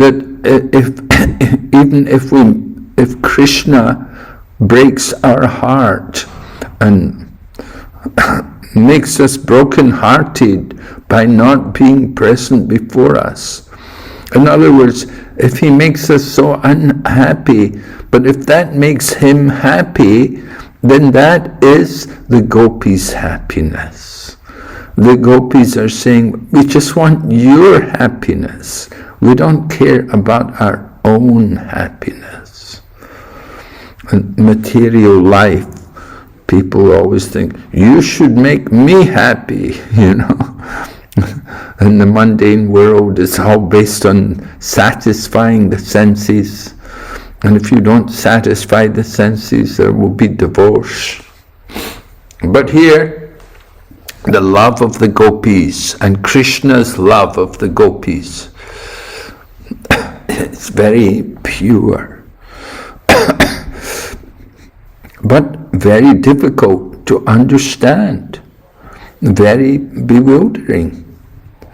And we're going to be hearing how the gopis question Krishna about his manner in dealing with them. That how can you deal with us like this? You know, you say you love us and you treat us like this. You go away and you break our heart. How can we understand these things? So this is inconceivable for people on the material platform. In the Bhagavad Gita also says, for one who sees me everywhere and sees everything in me, I am never lost to him, nor is he ever lost to me. So this is the mood, the gopis have that mood in their love for Krishna. And Krishna also loves the gopis in similar manner. The gopis are always thinking of Krishna. They're seeing Krishna everywhere. Everything reminds them of Krishna. So this is their pure love. Okay, we'll go ahead. Text number 12, 11 and 12. The Almighty Lord then took the gopis with him to the bank of the Kalindi, and with the hands of her waves, who with the hands of her waves had scattered piles of soft sand upon the shore. In that auspicious place, the breeze, bearing the fragrance of blooming kunda and mandara flowers, attracted many bees, and the abundant rays of the autumn moon dispelled the darkness of night. So we're hearing how Lord Krishna has brought the gopis to the bank of the Kalindi or the Yamuna, and we're told how at the side of the Yamuna river there's piles of soft sand at the side of the river, and there's a breeze carrying the fragrance of these special flowers which are there more in Vrindavan than in other places. The fragrance of the kunda flower and the mandara flower, and this fragrance is so powerful it attracts the bees. And at the same time there's the abundant rays of the autumn moon dispelling the darkness of night. Right? This pastime is taking place in a very special place in Vrindavan, on the banks of the Yamuna river. So it's the most sacred place in the whole creation, and it's the most special time of the year. It's the autumn moon, right? Lord Krishna danced Rasa Leela on the night of the Sarat Purnima. Sarat Purnima was the first day in the month of the Kartik. The beginning of Kartik, the first day is the Purnima. So Lord Krishna chose the very special place on a very special day on the autumn night in the month of Sarat and Purnima, and with the very special ladies, that he brought the most beautiful ladies, these gopis. They're the most beautiful, the most attractive of all ladies, and they have come to take part in the pastimes of Lord Krishna and to enjoy with Lord Krishna in this most beautiful place, where there's beautiful flowers with a beautiful fragrance, and there's the autumn moon cooling. So they're not afraid of the darkness of night because the moon is there. And there's also the sand at the side of the Yamuna River. So some soft place is there for sitting. Text 13. Hare Krishna Maharaj, can I ask a question? Yes? Maharaj, so now in this verse, like it's written in the translation, that the Lord took the gopis with him to the bank of the Kalindi. So that means in this verse now the Lord has expanded himself with each of the gopi and he is holding each of the gopis' hands? Well, we're not told like that. There's no mention that he's taken the hands, but we're told that the banks, the Kalindi, the hands of her waves had brought the sand to the shore. But there's no mention about the Lord taking the hands of the gopis.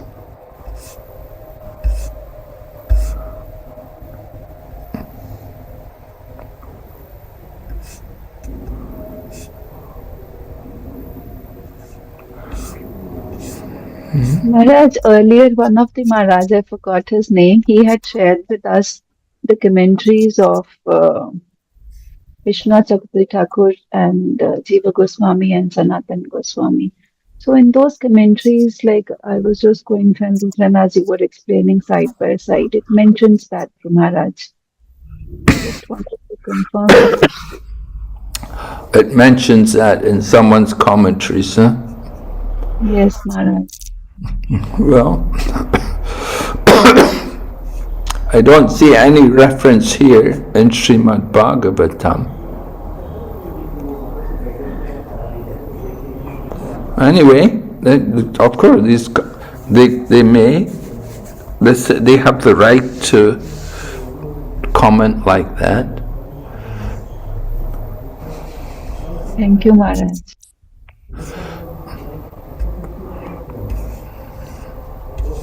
Sometimes, we will take certain freedom as authors, and they will describe certain situations, and for the sake of explaining something, presenting something, they may give this kind of information, which may be true, but we have no way, we have no way of really verifying it. We don't know right or wrong, but not particularly very important for us.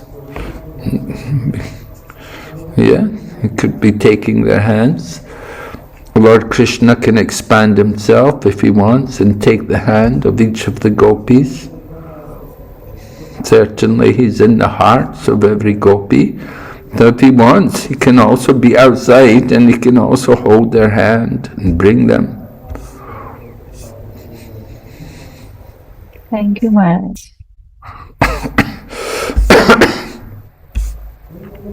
Text 13. Their heartache vanquished by the ecstasy of seeing Krishna.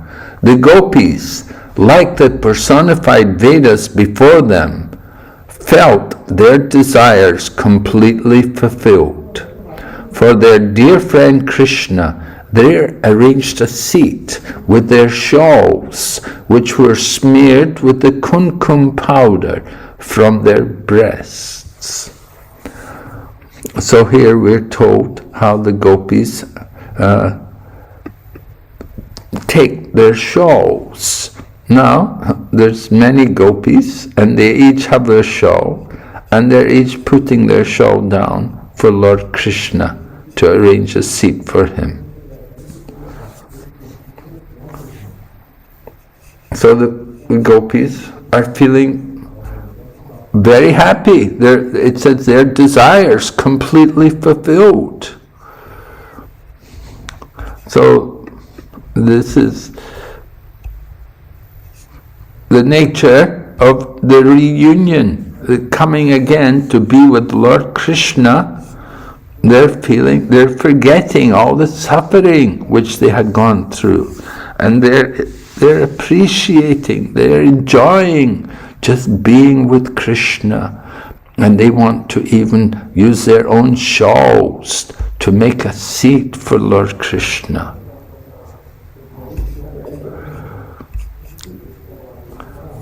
So in the purport, we're given a verse from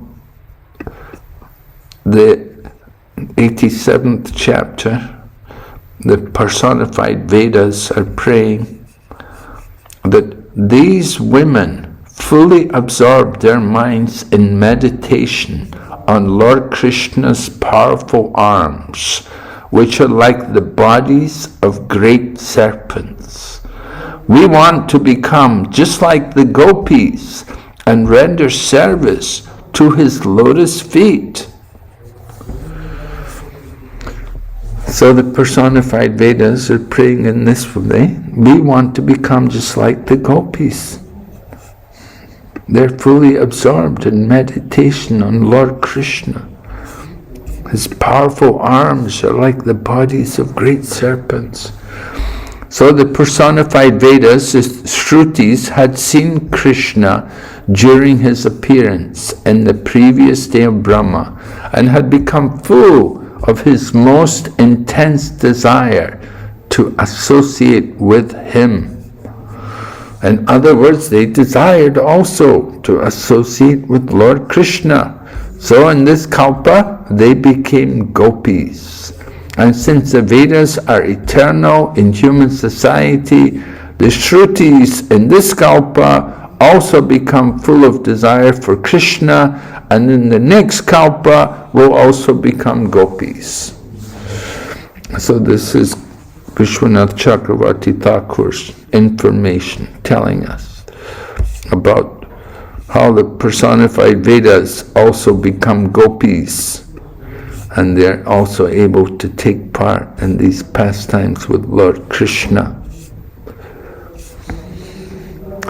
Text 14. Lord Krishna, the Supreme Personality of Godhead, for whom the great masters of mystic meditation arrange a seat within their hearts, took his seat in the assembly of gopis. His transcendental body, the exclusive abode of beauty and opulence within the three worlds, shone brilliantly as the gopis worshipped him. Oh, wonderful. Lord Krishna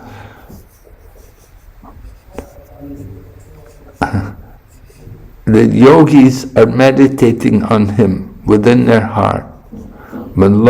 So for the yogis, they see Krishna in their heart. But the gopis, Krishna is sitting in their midst, and they're directly in front of them. So Krishna takes his seat in the assembly of gopis. So who's in a more advanced position? Certainly the gopis are far above these mystic yogis. And the gopis are worshipping Krishna. His body of beauty and opulence shone brilliantly as the gopis worshipped him. So the purport describes the masters of mystic meditation include Lord Shiva, Ananta Shesha, and other exalted personalities, all of whom keep the Lord seated within the lotus of their hearts. This same Lord, conquered by the intense, selfless love of the gopis, agreed to become their boyfriend and dance with them in Vrindavan, after sitting upon their fragrant shawls on the bank of the Yamuna river. So this is the love between the Lord and the gopis. The Lord Krishna is conquered by the love of the gopis, and he's agreed to become their boyfriend, and to dance with them in Vrindavan. And the gopis, they are conquered by Lord Krishna. They have given up their shawls for Krishna to sit on. So this is the real loving exchange between Krishna and his devotees. The gopis, they enjoy this kind of loving feeling. We can see the beauty of Vrindavan and how pleasant these pastimes are. This section of the Bhagavatam, it's all Leela. There's no real philosophy here. It's all Leela. We're hearing about the loving pastimes, Krishna enjoying his supreme pastime with his supreme devotees, his greatest devotees, the gopis of Vrindavan. And we're hearing how they enjoy to the supreme extent. So this is the wonderful pastime of the Rasa Leela, how it's going to come about. But before the Rasa dance, the gopis are going to put some questions to Lord Krishna. All right? So, in the beginning of this chapter, we spoke about how the gopis were crying in separation from Krishna, that their hearts were broken, and they were weeping loudly, but they had not given up. They were still eager to see Krishna. They were very, very eager to see him. They did not say, oh, okay, forget him. I'm going to forget him. I never want to hear about him again. But rather, they were eager. They were, when will he come? Where is he? And so, this was their mood. They were crying, and they would remember it, singing their song. You heard the previous chapter, Gopi Gita, beautiful songs which they were singing. Wonderful descriptions of the Lord and the loving relationship which they had with him. And then Lord Krishna appears, right? And he's smiling, he's been watching them. They didn't know, they were not aware that Krishna was watching them. But Lord Krishna had been observing them and seeing their behavior, and he knew what was their condition. And when he finally appears in front of them, he's smiling. And the gopis, they receive him in a mixed manner. Some were happy and some were a little angry and biting their lips and like that, depending on their particular mood. The different gopis were individuals, and they each have their own individual way of relating to the Lord. But at the same time, Lord Krishna is that all-attractive Supreme Person. He can bewilder the mind even of Cupid. So what to speak of young girls like these gopis? Although they're not ordinary girls, but still they're also bewildered by the beauty of Lord Krishna. And when he appears before them again, then certainly they have to receive him, they have to acknowledge him. So we spoke about Lord Krishna, how Sukadeva Goswami describes him as Sari. The name Shori meaning a name of Krishna in Dwarka, or Krishna as a Kshatriya, that he's hard-hearted. So Sukadeva Goswami taking the side of the gopis over Krishna. That Krishna shouldn't be so hard-hearted. He should be like a cowherd boy. He should be soft and gentle, kind. All right, we spoke about that, and then we heard about the gopis and how there are different groups of gopis, different teams. In each of the teams, they have their team leader, and we heard there were 3 billion gopis, and comes down to 2 are prominent, Chandravali and Radharani, and amongst the 2, Radharani is the most prominent. And so there were 8 gopis mentioned were particularly prominent in the pastimes of Krishna, and some are right wing and some are left wing, and some may be neutral. I don't quite know which ones are neutral. It's not really. I have to look in Ujjvala Nilamani and see. Actually, I don't have that book. Maybe Bhanu Swami has a copy or has it translated, I suppose. I'll have to look on the internet. Does anybody have a copy of Ujjvala Nilamani?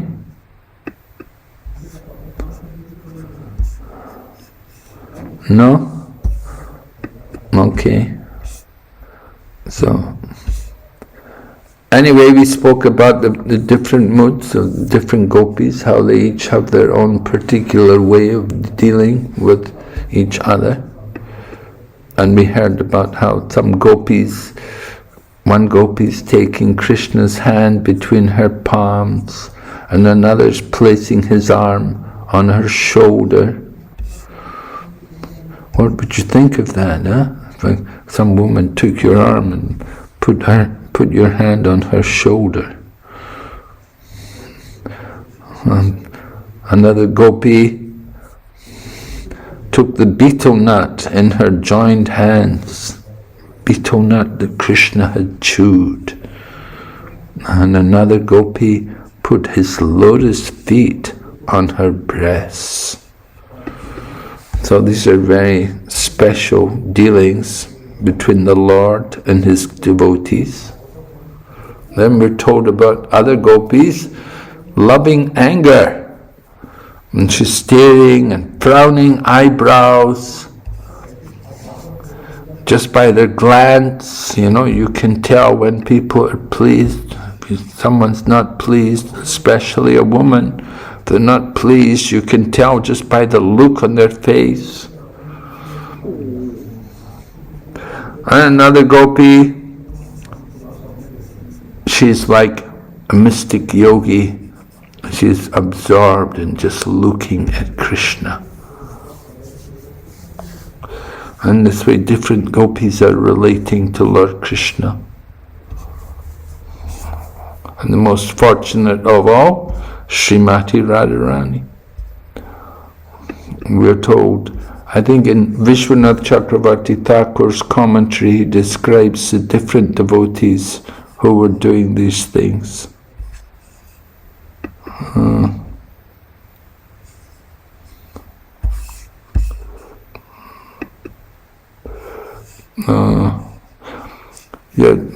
Vishwanath Chakravarti writes in text number 4, he said, 5 verses describe the personal loving activities of some of the principal gopis.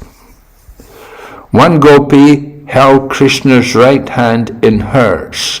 This is understood because in the second half of the verse, it is described that another gopi put his other hand, decorated with sandalwood paste, on her shoulder. That would be his left hand. And since it is proper for the gopis to stand to left of Krishna, then the gopi took his hand out of courteous friendship and explicit eagerness.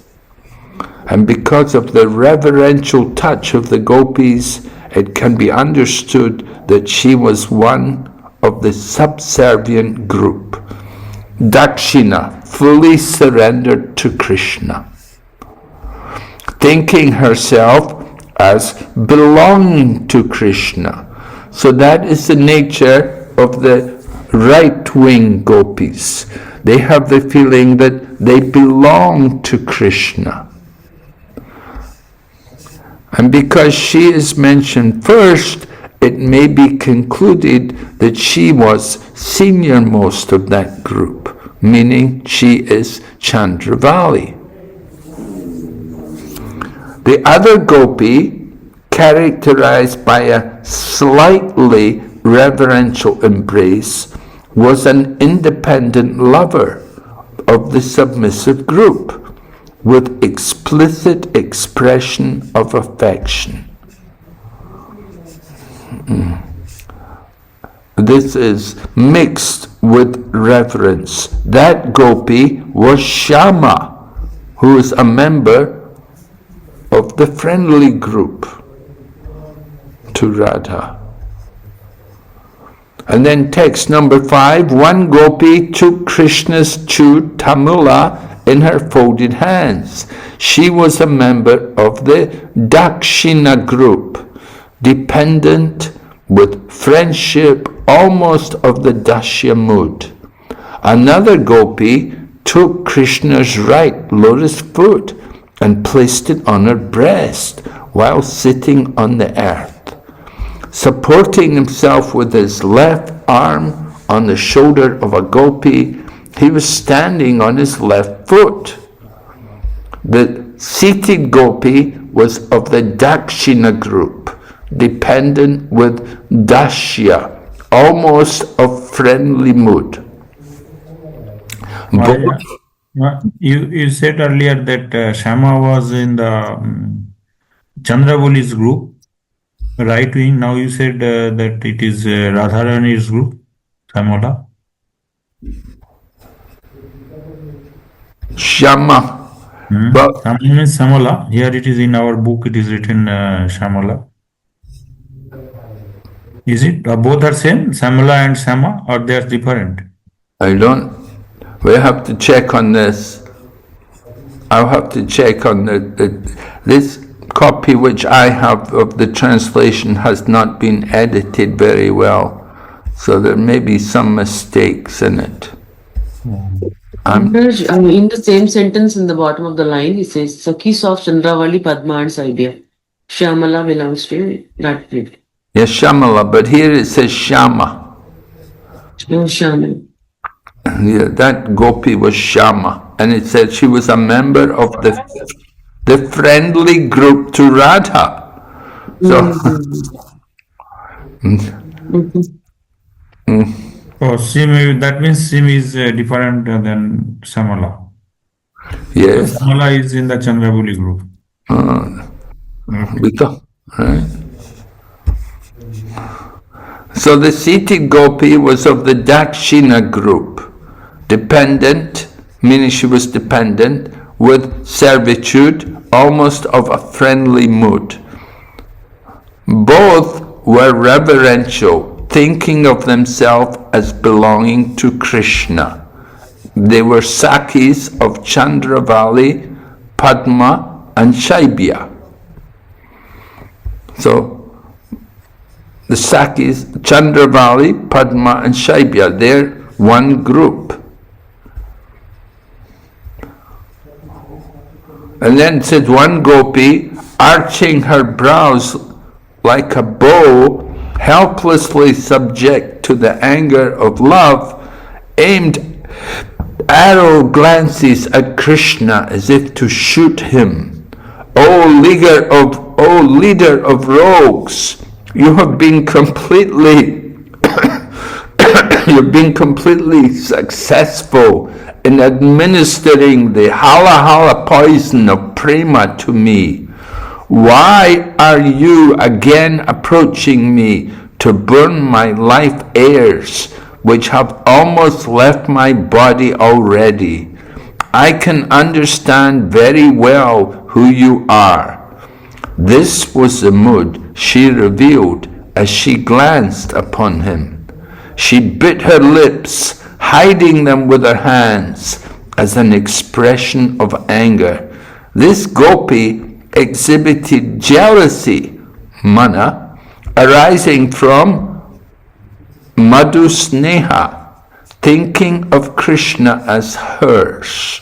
This gopi was Radha. Right? Then one gopi gazed at Krishna with unblinking eyes, due to being stunned with bliss. Like bees mad to taste lotus honey, her two eyes, though relishing his face, were not satisfied. And because of the fierce glance of Radha mentioned in the previous verse, Lord Krishna's face was trembling with fear and remorseful. Therefore, that gopi could not be satisfied, though tasting repeatedly that face relished by her two eyes. Though Krishna's face is an ocean of sweetness, at that time, because of the mixture of the sanchari bhavs, such as shyness, despair, meekness, and fear, because of being struck with the arrow glance of the leader of her group, the ocean of sweetness increased to the extreme with great variety. The gopi could not be satisfied because of her increased thirst. For lacking a complete example covering the second interpretation as well as the first, to illustrate this, an example covering the first interpretation is given. Just as devotees situated in the servitude and friendship bhavs, though they serve Krishna's lotus feet repeatedly, cannot be completely satisfied. So this gopi also could not be satisfied. It should be understood that Krishna cast his full glance and full mind upon that gopi who was glaring at him with furrowed brows and did not divert himself to anyone else at all. Seeing Krishna was inattentive to herself, the gopi mentioned in this verse, without shyness, looked at Krishna directly and leisurely with both eyes.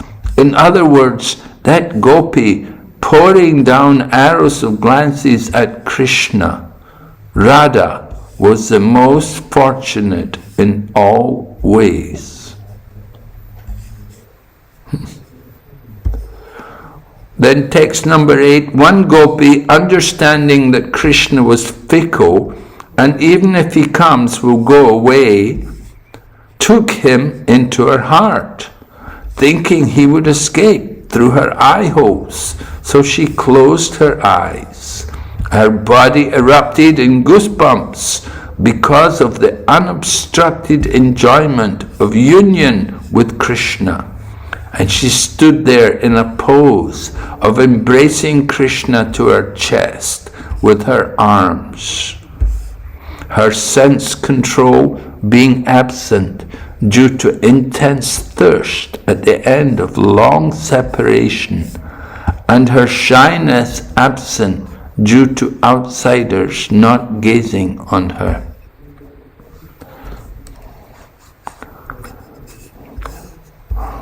So we're told the gopis mentioned in verses 6 and 7 and 8, because they did not go to the side of their beloved, are understood to be of the uncooperative type, or in other words, left wing, or vama. They thought he should come to us, we should not go to him. Right? This is the left wing mood. He should come to us, we should not go to him. From this mentality, it can be understood that these three gopis, being possessive and with this madhu sneha, that they were intimate with Krishna and brought him under their control.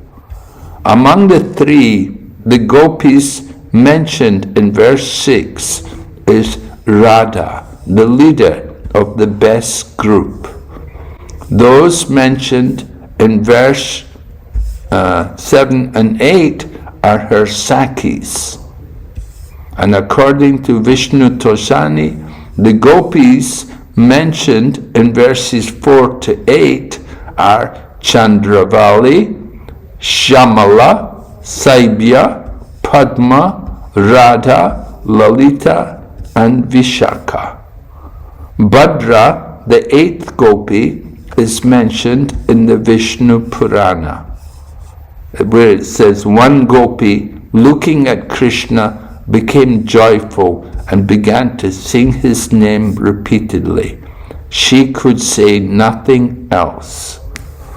So these 8 gopis are considered the best of all the gopis, as explained in the Dwarka Mahamya, or Mahatmyas, in the Prahlad Samhita of the Skanda Purana, quoted in Vaishnava Toshani. To understand the ranking among these 8 gopis, we should consult Ujjvala Nilamani. Okay? So that's from Vishwanath Chakravarti Thakur's comments on this section of Srimad Bhagavatam. Any other questions?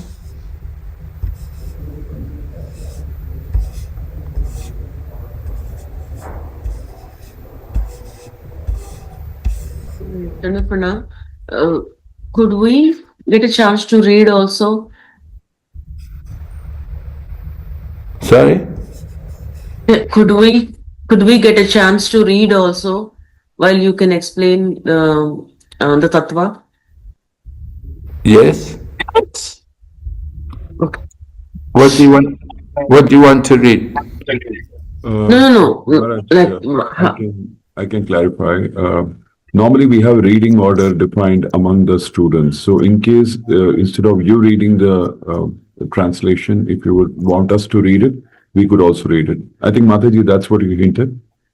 Oh, I see. Yeah. So normally we have a reading order. So as and when each shloka we can read the translation part, and you may accordingly explain, Maharaj. That's an option available in case. Okay. Yes, that was I was trying to. Thank you, Prabhu. Well, if you told me in the beginning, we could have done that today. Yeah. All right, tomorrow we can do that. You read the verses, is it? You read the verse in the purport? Not the verses, only the translations. Wherever the purport is quite detailed, if you feel we need to stress on that, we can read either a portion or the complete purport as appropriate. Do you read the Sanskrit? Normally not. No. Okay. All right. Okay, so tomorrow we can try to apply this. And Maharaj, just We normally take a break halfway through the session also, just a normal bio break. So we could do that also from tomorrow. Please. Okay, all right. You have a break after what, an hour or something? An hour and 15 minutes or so, since it's a 2.5 hour session. So we take it around 4:45 or so India time. All right. Okay, we'll do that tomorrow. Okay, so we finished 15 minutes earlier because we didn't have a break.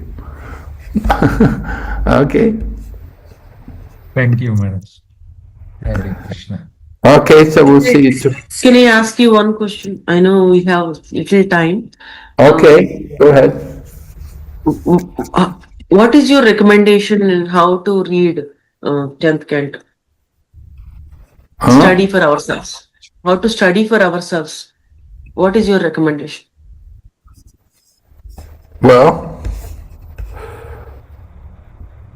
you have to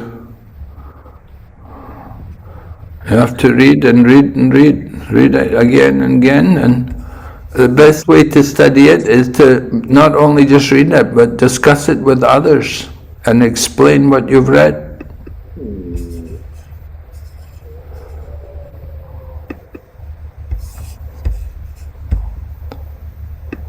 Understand? Yes, Maharaj. Any referential books you recommend other than Bhagavatam? Well, we're using Vishwanath Chakravarti Thakur's commentary. I've also been looking at Shivaram Swami's book on this section. He has written one book called Parayaniham. Parayaniham. That like no way I can repay you. So that's also a very good book because Shivaram Swami, he's taken the comments of all the acharyas and put them together in explaining this different section of the Srimad Bhagavatam. Parayanam? What? Can you repeat? Parayaniham, yeah, Parayaniham. Shivaram Swami has a book called Parayaniham, and it's very good. It's written just about this section, this chapter 32, and talking about Lord Chaitanya, You have to like reading. If you're really into reading, it's very good to read that. And How to use Gopala Champu and Ananda Vrindavan Champu in this, like how to read those with? well, it's up to you how much time you have and how much interest you have to go through all these different books. Gopal Champu, Ananda Vrindavana. Yeah, Narayani Mataji likes to quote these things when she's giving classes. So some people like to read it, and they like to read it. I didn't see Prabhupada refer a lot to it.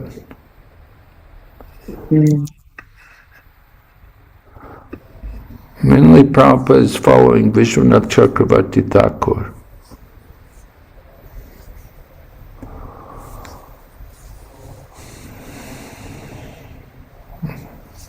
Okay.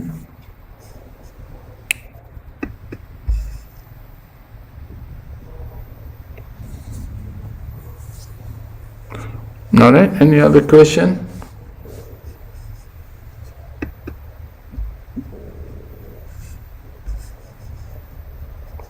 Okay, if there's no more questions, then we'll finish here tonight. Thank you so much. Thank you very much. Thank you very much. Thank you, Maharaj. Thank you. Thank you so much for your class. Srila Prabhupada ki jai. You Yes. too.